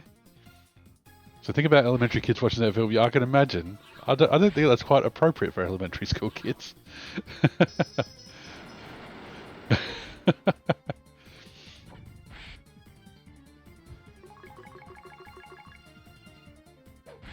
Although I can imagine the kids laughing whenever they went, tights.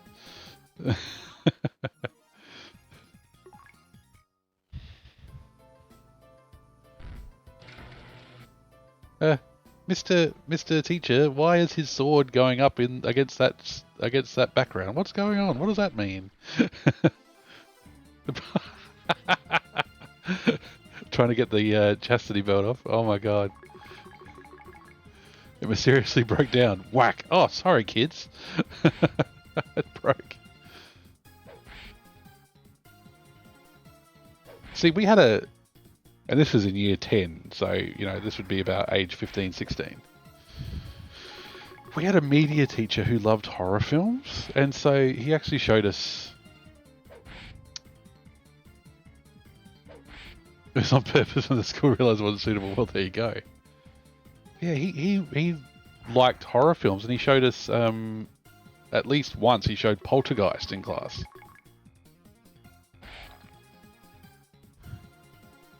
Oh god, I still can't watch Event Horizon now, Barley Bap. I wouldn't show that to bloody kids. Jesus Christ.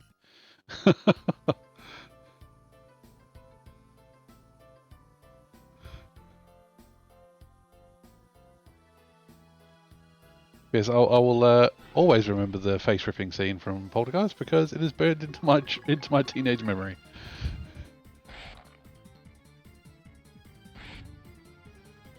And this led to what I thought was a genius bit of...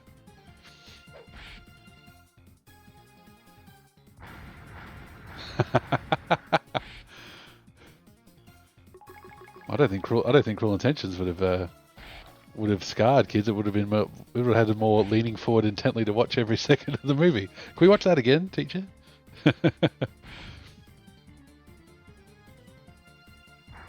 Yeah, the media teacher announced ahead of time that we were going to watch another horror movie. I can't remember which one it was. Maybe it's Poltergeist 2. I don't know. So I said I had to go to the dentist. You know, so I would be out for that lesson. It was between recess and lunch. So of course, being between recess and lunch, and saying I was just going to the dentist, I came back at lunchtime, and I left the school at recess, went to the shops. I bought cotton wool, and I actually bought fake blood from like this corner store that sold this fake stuff. So when I came back to school, I had cotton stuffed in here. I had fake blood in there. Like, nobody was ever going to ask me to see my bloody teeth or anything. But I came back going, yeah, I saw the dentist today, and yeah, so I missed the, how's the movie? Like, I could have just like wagged like everybody else would have, but I said I had to make it a a proper con.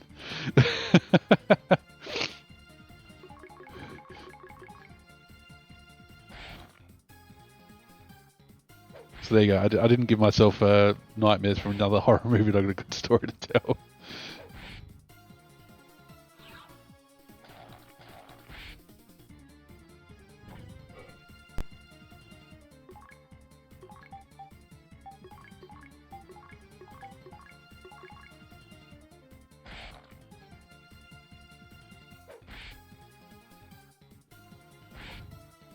I was a very straight-laced, square kind of kid, so I didn't want to do that without some sort of cover story rather than just buggering off, which I probably could have done and nobody would have cared.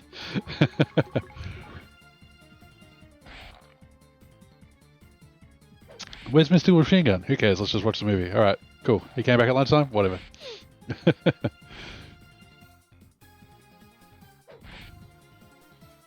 We would have movies like in year 8 and year 9, which is the start of high school in Australia.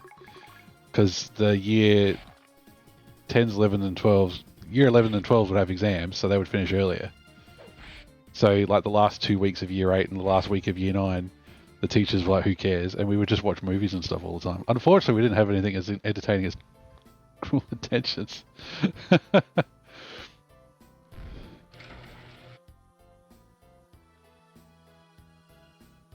Oh, I know the translation well enough anyway. Like, there's that much American culture. I still don't quite get freshmen and seniors and stuff, but if you say elementary school, I'll know what you mean. My brother's kids go to a private school, so they've got middle school, and it's like, what? I'm confused. What year's a middle school?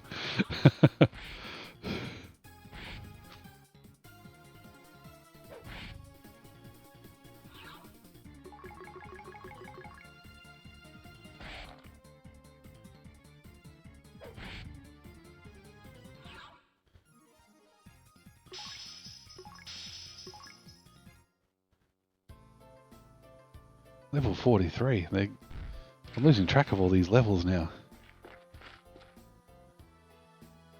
Okay. I like how there's no backstory to this tower. It's just a tower called Abion. It's got a dragon in it. Oh. Tell me about it. Just like life. Would you say you've improved your skills today? I don't know, man. I couldn't tell you my stats.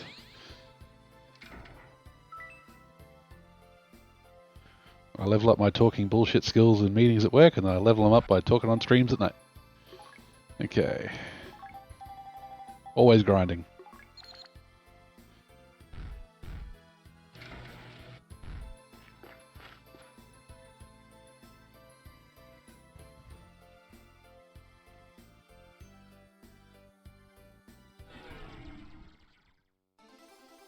Oh my god, just the same encounters over and over again. I'm waiting to see something different. There really are just like 2 or 3 set encounters in these dungeons. Which it would have definitely been a memory issue on the Master System. It would have been like, alright, here's a couple of bits for the enemies, but PlayStation 2, come on, man. Oh god, where are we? I think this is the way to the stairs, I hope. Fingers crossed. I feel like Phantasy Star 4 had more variety in enemies. I'm probably misremembering.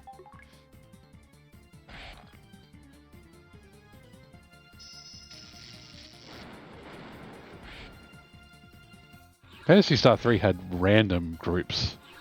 You'd have a rappy with a giant armoured thing in the middle of a field. It didn't really make much sense. It felt like there were probably a random number generator for it. Phantasy Star 4's enemies were all dungeon appropriate. And there would be at least a couple of different groups. But of course, as I've mentioned before, there would be those spawner enemies as well. Where they would just keep respawning. Do we have to take a moment to think about Phantasy Star 3? Oh, exactly. I still don't get it. Like, I have to go down another floor to get back to the... Go back up. Oh my god.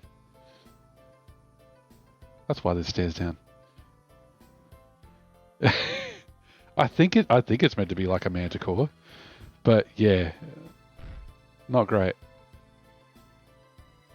Oh my god, thank god we went right first rather than left. Would have gone up this entire dead end. Yeah, ears. Why is the attack animation just wiggling its ears? I really don't get some...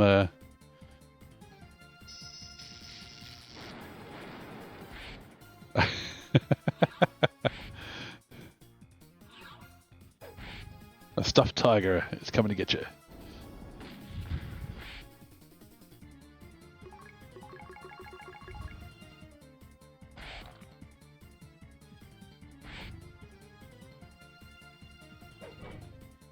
Oh, that miss sound is heartbreaking.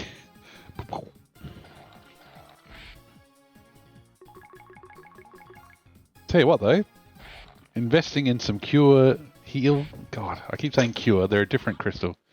Investing in some heal crystals at the start of the session was a great idea. You should save some material for when you actually play it.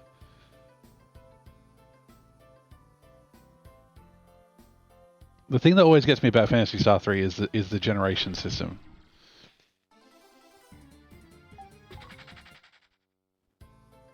Ah. That's a pretty good theory, Ballybab. I actually agree with that straight off. I just want to turn down this hallway. That they make more sense as idle animations makes a lot of sense.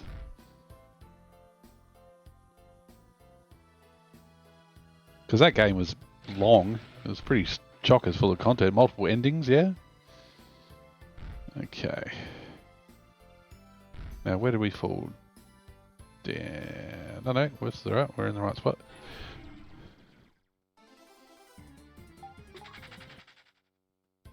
I had this book, and it was a massive Mega Drive guidebook. It just had a page or two on each game, and it had 2 pages. I can't remember what it was called, Mega Drive Power Book or something.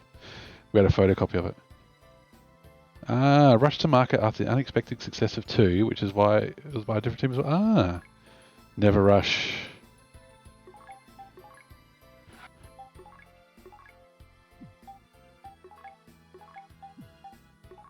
You can't rush an RPG. Like, you can't.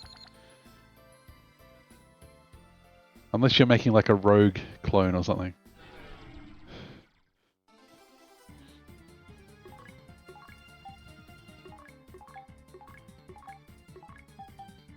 How's magic going? Magic's going fine.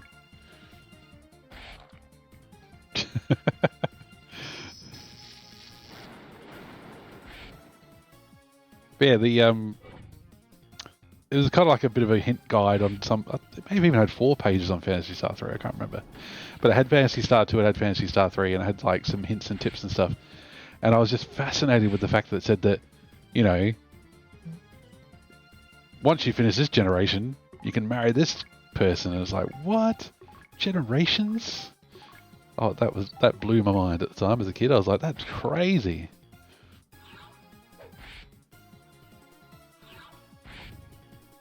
Although it is interesting that Phantasy Star 3 introduced Ren, and they kept Ren for Phantasy Star 4, so there was some, you know, some love from the team for that.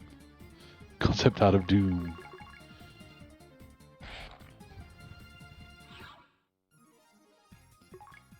There might be some concept art out there. Maybe on PS Cave or Fringes of Algol. Who knows? I may have looked at the Fringes of Algol forum earlier this week when I was trying to figure out why Girling wasn't talking to us. Which I hope you'll all appreciate is more interesting than looking it up while on stream.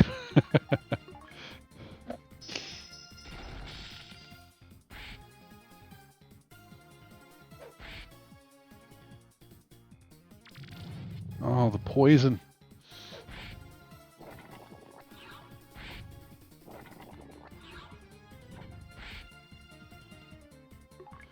Alright, let's get a hit.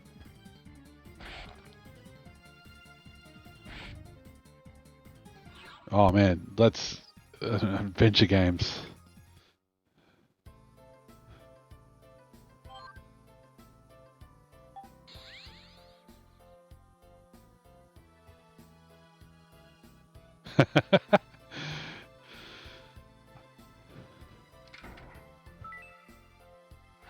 Rika is the best. No arguments. No arguments allowed.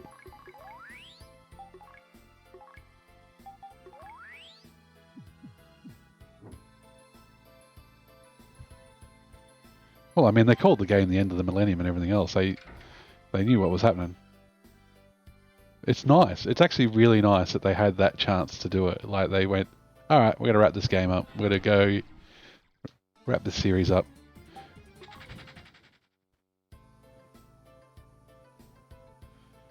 Well, there was knee, and there was knee first. I'm sure somebody's going to tell me it should be nay or nigh, but yeah, I've always said knee. And I've always been a staunch defender of, not defender, but when people go, oh my god, did you know that Aerith dies in Final Fantasy VII and never comes back? And it's like, it is nay. Oh, there you go. I'll call it nay when it comes to, when I get to Phantasy Star 2 in a month.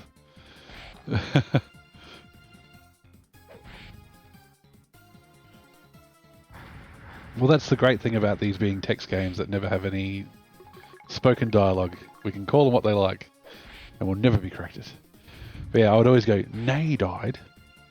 She never came back, and that was in 1992. Get out of here with your Final Fantasy rubbish.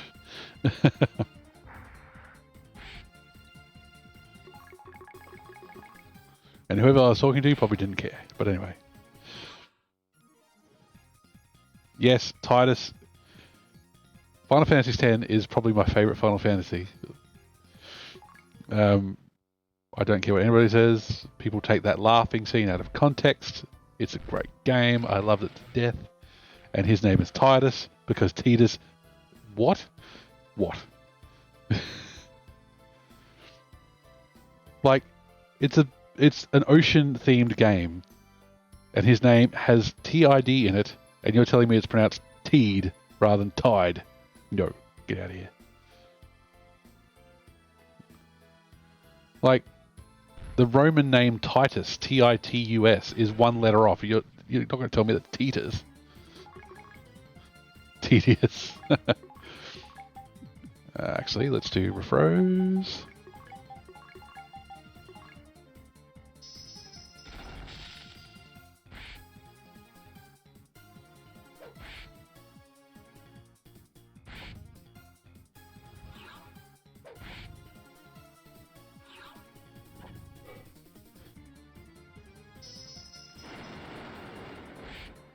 Final Fantasy X is my favourite Final Fantasy, but I'm comfortable with the fact I will never do all of its bonus content.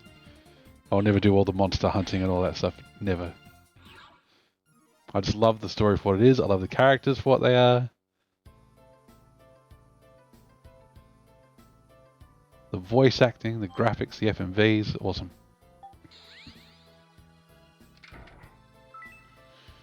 God, a chest in the middle. Oh god. Yeah, I was going to say, one of these is going to be a pitfall.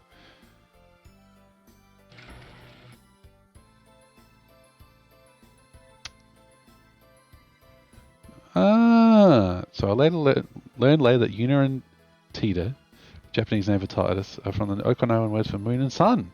I can't unlearn it as Titus at this point.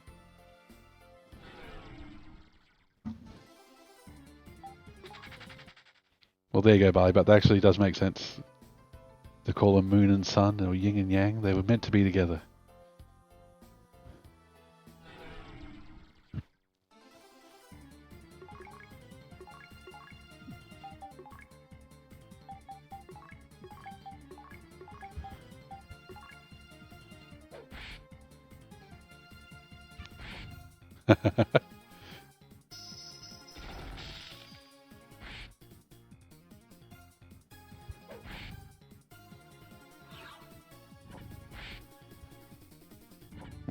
We've got some fan cannon happening in the chat. It's all good.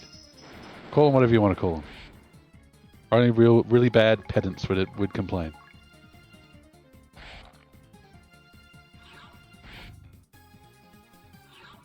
Especially since you could change their names anyway. So his name didn't have to be Titus. It could have been Bob. All the way through. Okay, let's get wrapped on since we fell down a pitfall.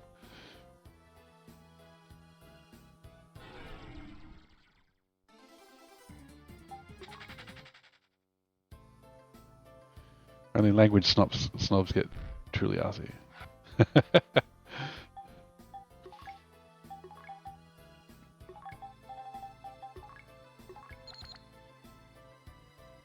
See, Zanuck and Abes, it's like...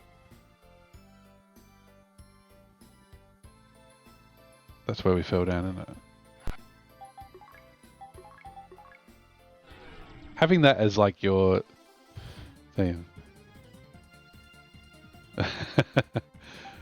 I'm glad you're not that kind of person, Experiment. It's all good. I'm always happy to ask how it's pronounced because I don't know many foreign languages or anything else. So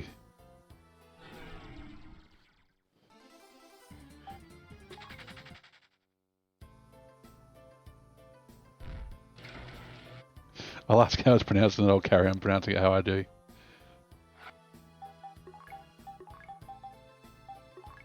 I can't say Elisa is anything but Elisa because it's a Lisa.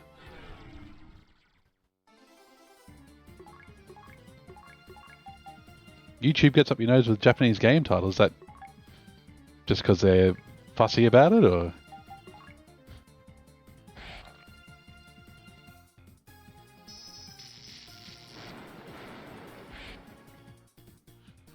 Ah, okay.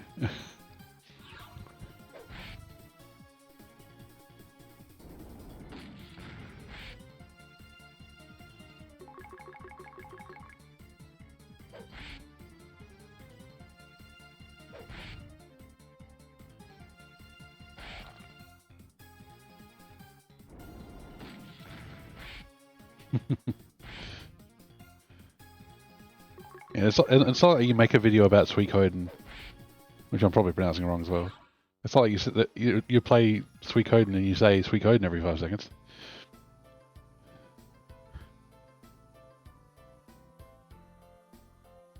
Oh, come on, what is going on? This spell does not last long enough. Okay.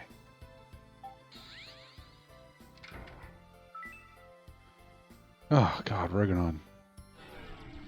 Just Roganon everywhere. Roganon and battles.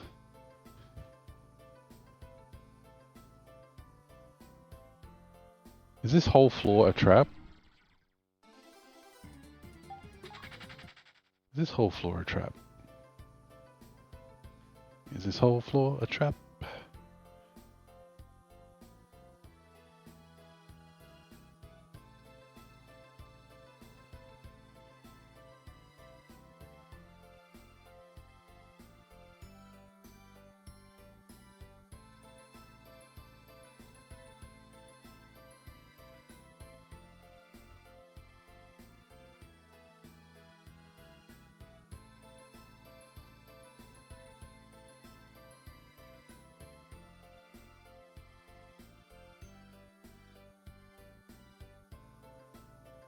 Okay.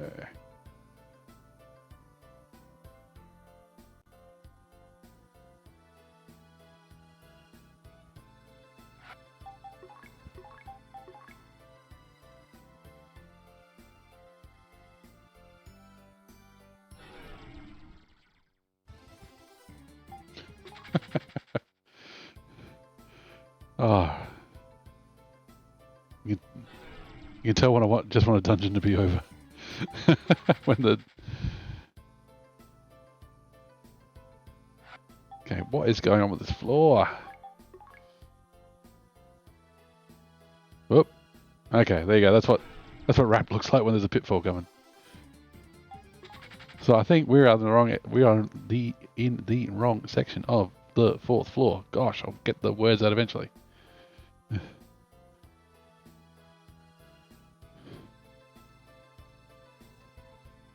This is getting tricky with how it's set up.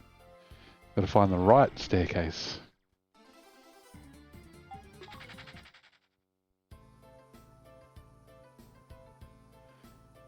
If next week, when you see me, if you do come along. Ah, Serial Walrus, that's the way to watch, mate. I'm doing well, mate. How are you? This would be a game that would be well suited for a CRT. How well my face is suited for a CRT, not sure. Might smooth out some of the wrinkles, maybe.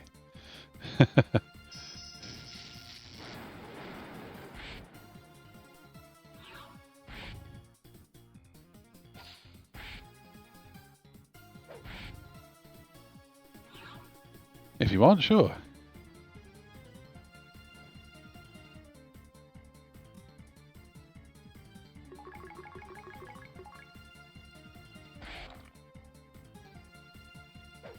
I wonder if that pitfall on the 4th floor dropping us down was trying to give us a bit of a hint that we were in the wrong bloody section of the whole thing. Yeah, we've been through this whole bit. And there's no other stairs up, so we must need to find more stairs up on floor 2. Good God. This makes no architectural sense. Okay.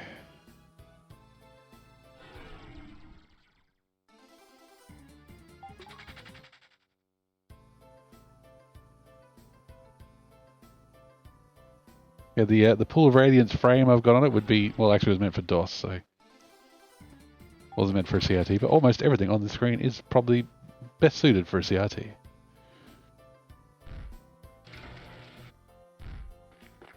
We need to find different stairs up. And I'm running out of atlases. Okay. Stairs down. Nope.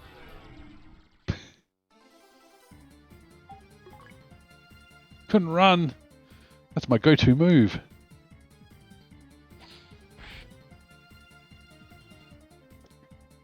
Thanks. I did have the chat getting a little bit cut off, but that was because obviously you muck around with it when you're offline, not when people are chatting, so it was a bit hard to tell.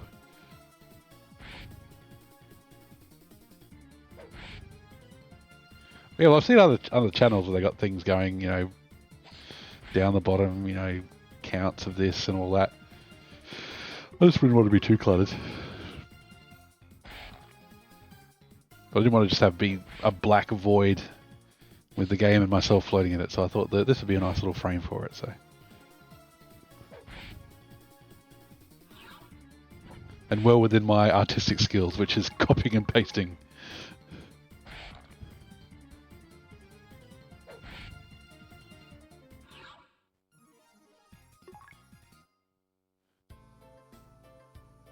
Okay.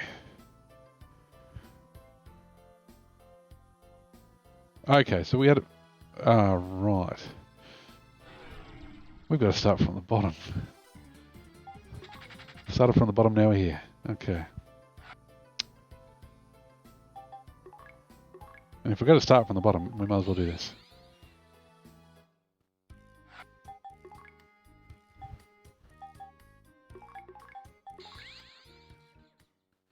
Might as well do this.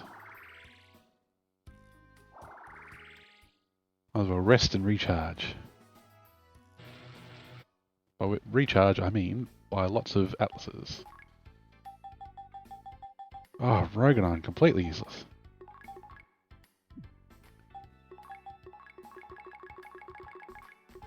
Oh, that's to choose, yes. I think the other day, what do Aussies have for fast food? Chicken and chips, fish and chips, McDonald's. If you have Burger King where you are, we've got Hungry Jack's, which is the equivalent. Kentucky Fried Chicken. I was about to say all the American brands, but there's so many American brands of fast food that we do not have them all.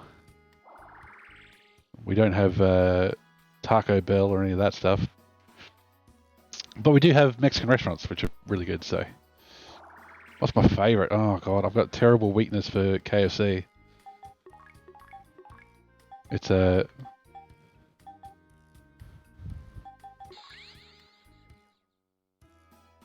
It's horribly overpriced and it's terribly greasy, but it's my weakness. and I regret it. I get it, and I eat it, and I love it, and then I regret it.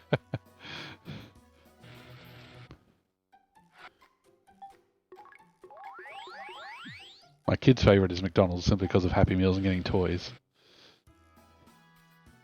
But seriously, stick nuggets and chips in front of them, they'll be happy anyway.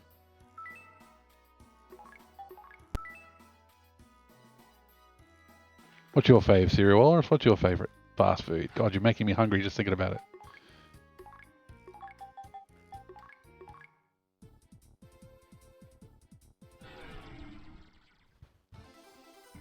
Is it perhaps calamari?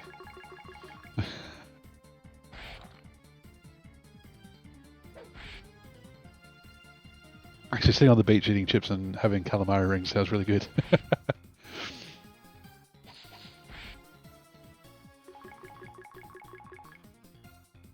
Oh, they used to be better. They used to be better back in the 90s and early 2000s as well. They lasted longer. They were bigger. Now they're just really cheap plastic things that have like one button on them, and that's it. That's all they do. You press a button on the back and they go, and that's the whole gimmick. Okay, Alice, let's find new stairs up.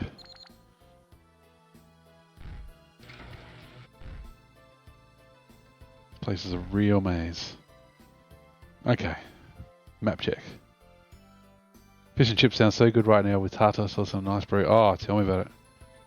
You guys are going to make me order food at midnight or something. I do remember the McDonald's Furby area. I remember the Furby area. It's just crazy. But you know, as a kid, it was like, so they don't do anything, like at all.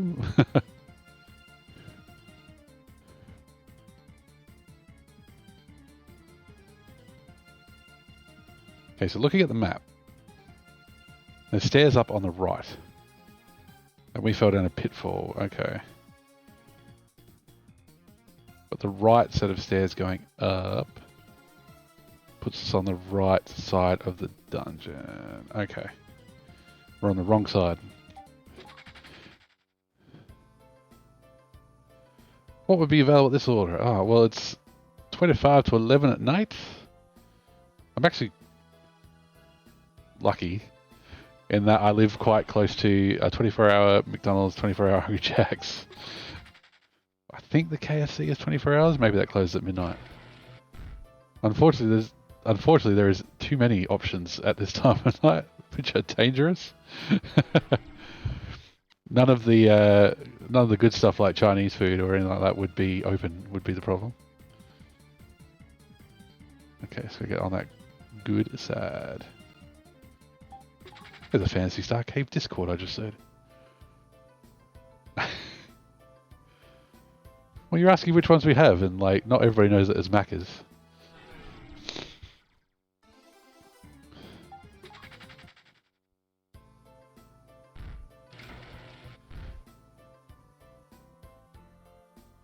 You call it McDonald's when you're just talking normally. You call it Macca's when you're on the way home from town and you're all half pissed. But your one mate's driving and he says, "What do you want to get?" And you'll go, "Macca's, let's get Macca's." Give me some nuggets, yeah.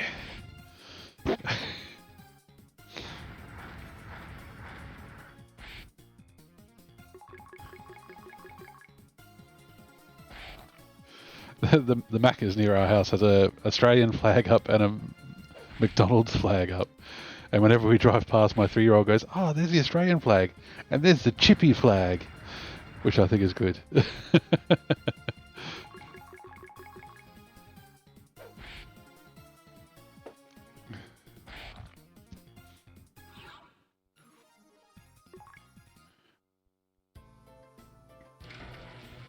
I do murder Macca's fries anytime. Oh, there we go. We have not been in this section yet.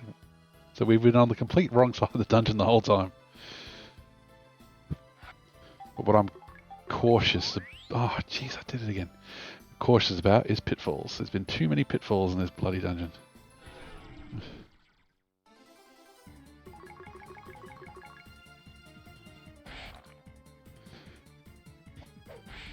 But I'm also trying to be good, try not to order late night fast food.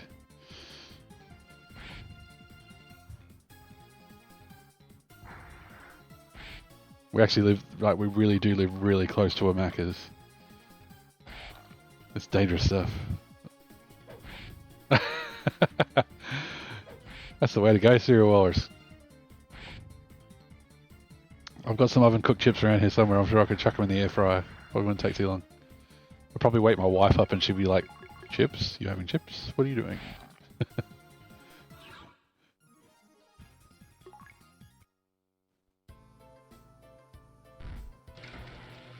Oh, 24/7 as well.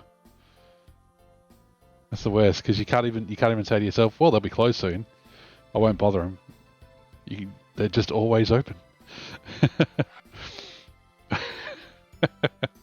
I'm right next to a fridge. I've got that at least, so I can just reach over whenever I want to drink. So should put ice cream blocks up in the freezer part.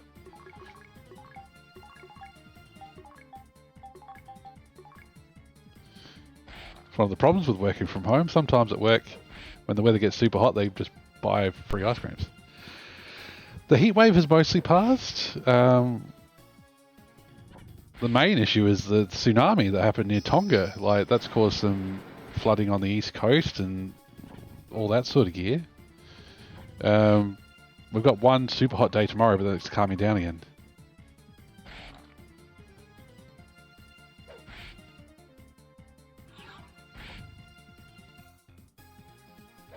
You know, summer's always bushfires or cyclones or tsunamis. It's crazy around here. Well, apparently everything in, you know, Tonga was probably the most affected, but Australia's sending some aid there and stuff, so that's all good. That's good to hear. So it reached as far as Japan. There you go.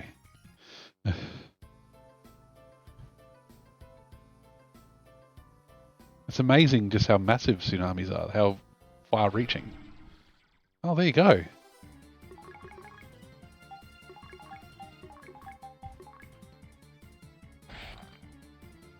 Do you surf? Go cereal wars. Tacos. Taco time. Tacos.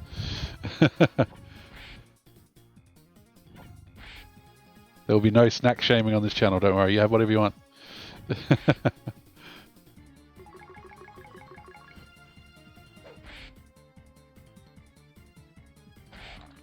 I'll just never eat on stream. Nobody needs to see that.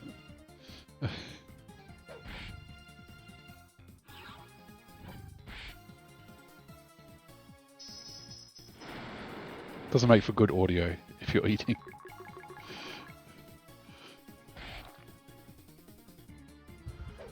Alright, cool. Good chat to hear, Steric Moon. Keep lurking. Maybe you'll see the end of this dungeon. Maybe.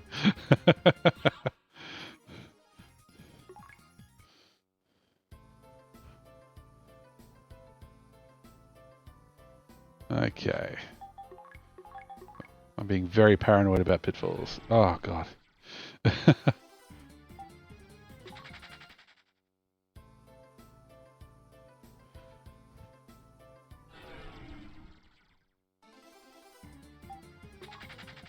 Maybe that should be the only banned word in chat is actually drop, because it reminds me of dropping down bloody tunnels. Oh, God. The one time I didn't use it. What did that do to... Oh, my God. That was a big trap.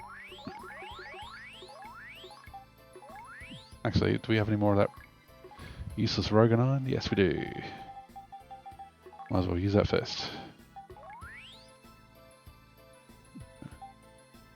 Anybody else? Nope. Nope, nope, nope, nope.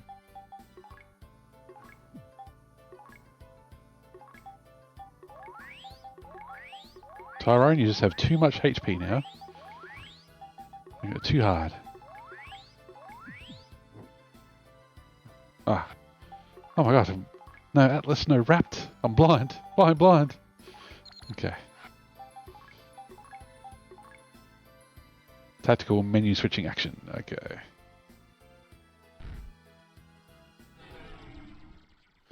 There you go. We've learned that having wrapped up doesn't get you, doesn't help you from traps.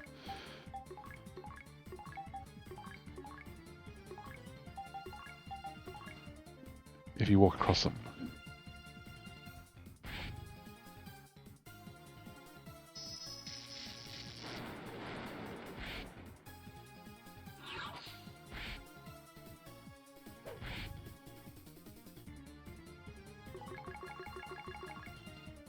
I think I'll beat this dungeon, and I think I'll call it a night. It's a lot of dungeon crawling for one evening.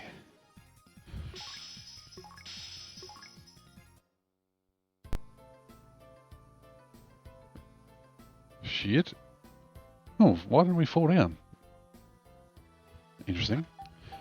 Maybe there was a pitfall on the other side? Not sure. Third floor. Fourth floor, excellent. We should be on the right path now.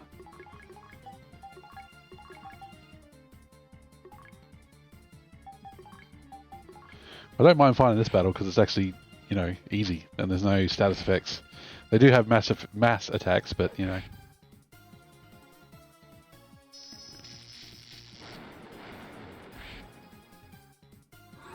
Look at that. Satisfying. Okay. This place surely only tops out at 5 or 6 floors.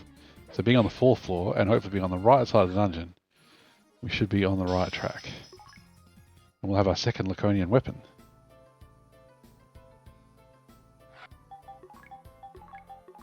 But I do not want to drop down 3 floors when we're nearly there.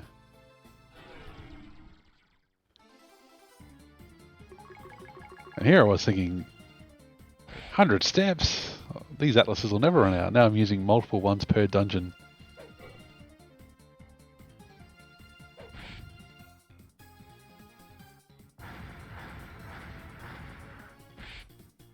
Ah, that damages nothing. We'll regen that in a turn. But loots, you need to lift your game. There you go. Oh god. Okay, fire doesn't work very well.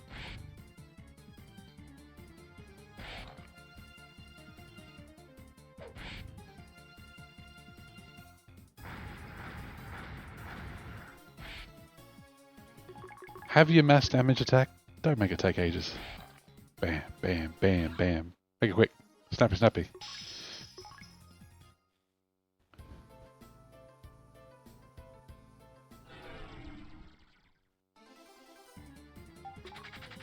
Okay.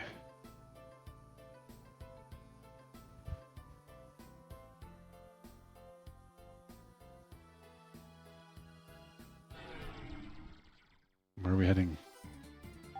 That's going to take too long. Long, long hallways.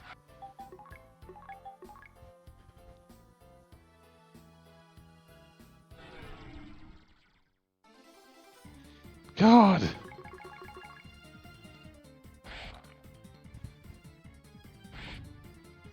I want to fight a dragon. Not these dudes.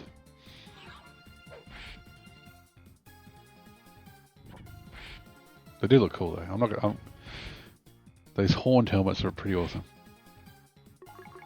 And the shields are intense.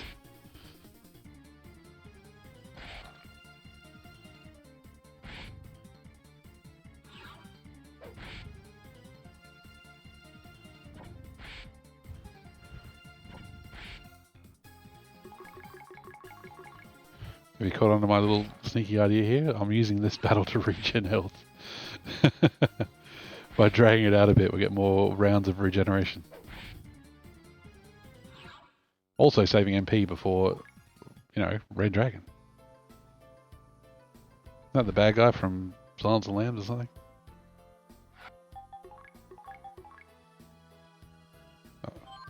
I'm waiting for Rap to run out just before the step before we go down a pitfall.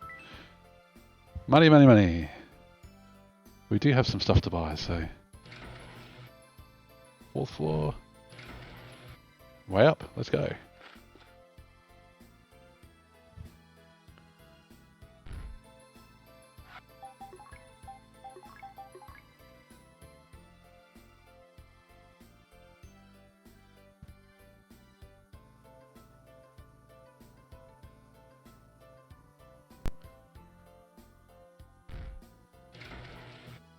can't get any more convoluted than those lower floors, surely.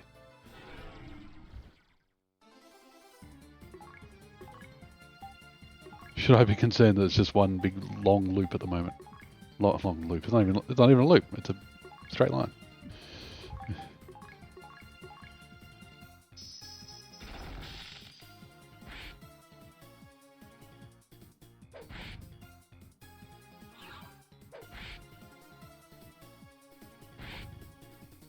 Okay.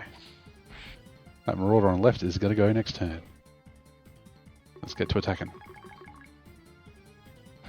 Meow, that's pretty good, because your attack is pretty useless. I say that, his attack's not too bad compared to others.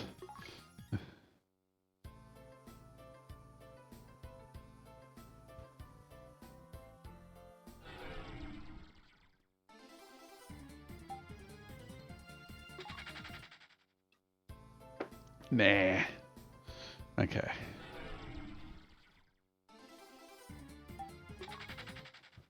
I don't want to fight a green dragon, I want to fight a red dragon. Do you understand me, game? Okay. Oh, jeez. You must fight all the random battles.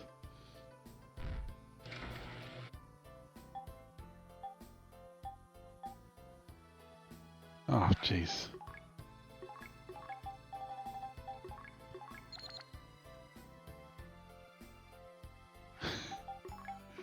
None of my stuff lasts very long.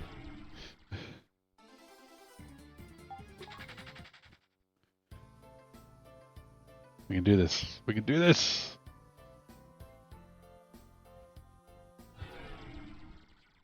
Well, there we go. We've had at least a change in direction.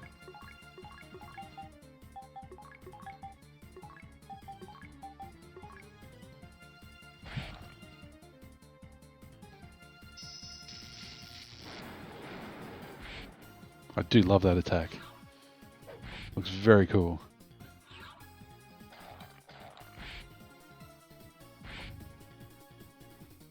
Medusa's attack's really good. I love that full screen snake thing. It was awesome. It's just a shame that you got the tacos made. Well done, Sierra Walrus. Now you're going to make me crave Mexican food. 3 cheese blend, Monterey Jack, cheddar and parmesan with the bean corns. Oh, yummo. Oh, you had me at 3 cheeses. I worked in a Mexican restaurant when I was in uni. Like, I was washing dishes, which meant you saw what the plates looked like after people were done eating salsa and nachos and everything else. It put me off Mexican food for quite a while, but I'm glad I got over it. That's everybody's health.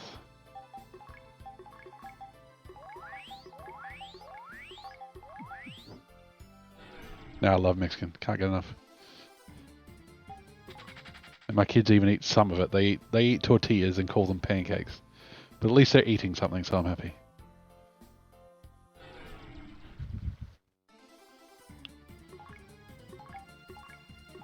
My wife's a burrito girl, but I'm definitely a burrito man.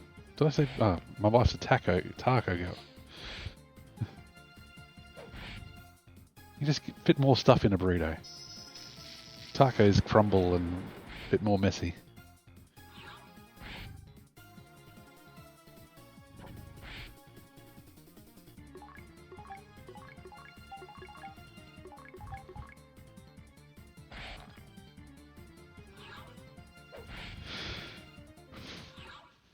Oh, it is those. They haven't poisoned us in a long time, but hey, at least they're thinking of us. Oh, don't tell me this floor is just a giant spiral, and we're just gonna have to walk around it. There's no pitfalls though, so thank heaven for small favors. And based on how big this floor is, the amount of random battles we would fight. Oh, okay, we're getting not quite a big spiral. Okay, but it definitely is. It's like a game of Centipede. Nearly there. Okay. Oh, hang on. How's everybody's health? Actually, Loots could use some healing. A door with nothing behind it but a single room? We're in Boss Town. Ah, Tyrone!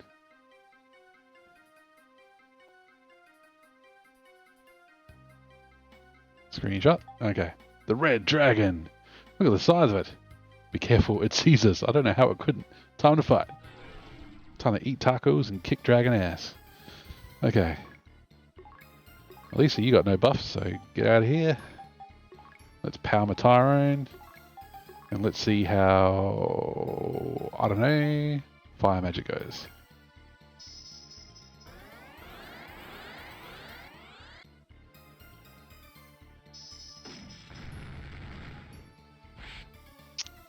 Should have guessed that fire magic would be no good against a red dragon, but you know.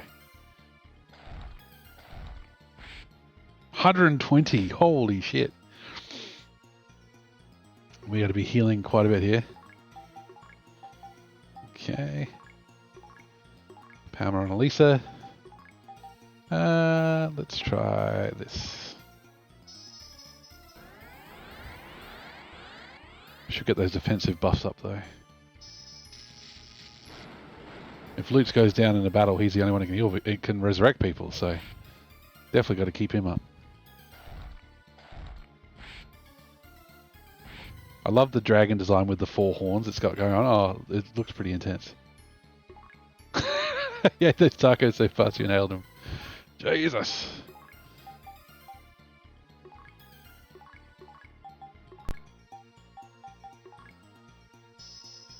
Don't give yourself indigestion or anything.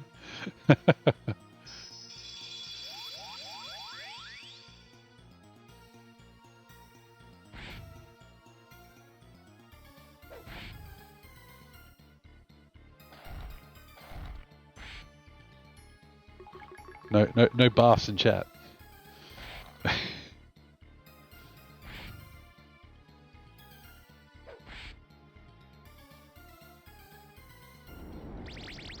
Holy moly, look at that fire attack. Awesome.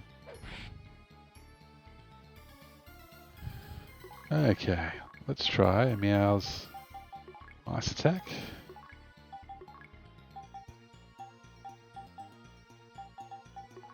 Keep pumping out the magic. Let's do it. 113's not bad. Not bad at all. Oh, you got frozen pizza. I'm very jealous. I love frozen pizza. There's a McCain's. I don't know if there's got Laconia sword. They have just a cheese and bacon pizza, but the sauce is so nice. Okay. Let's have a look at this Laconian sword. Let's not remove it. Let's compare. Oh, yes. Liking those numbers. And of course, let's put the heal crystal back on. Legendary Blade of Laconia. Okay. What does our crew think we need to do next? Orc Bar. Any dragons there? I doubt it. The Dazorians might know where the Frost Dragon's lair is, though. I sure hope they are friendly. Oh no. Speaking of frozen pizza, that Orc Bar is the only Dazorian city on Dazorus. God, spit out some words here. And let's see how the Laconian sword goes.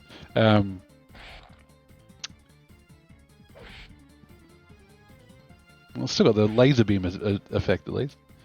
And it's going to be a long slog through the snow to get there, so this seems like a very good place to leave it. We'll beat this guy first. That's nearly 3 hours of dungeon crawling adventure and action for you, so.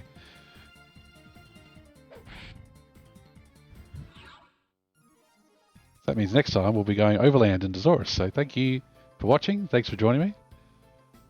This will be Mystical Machine Gun signing off.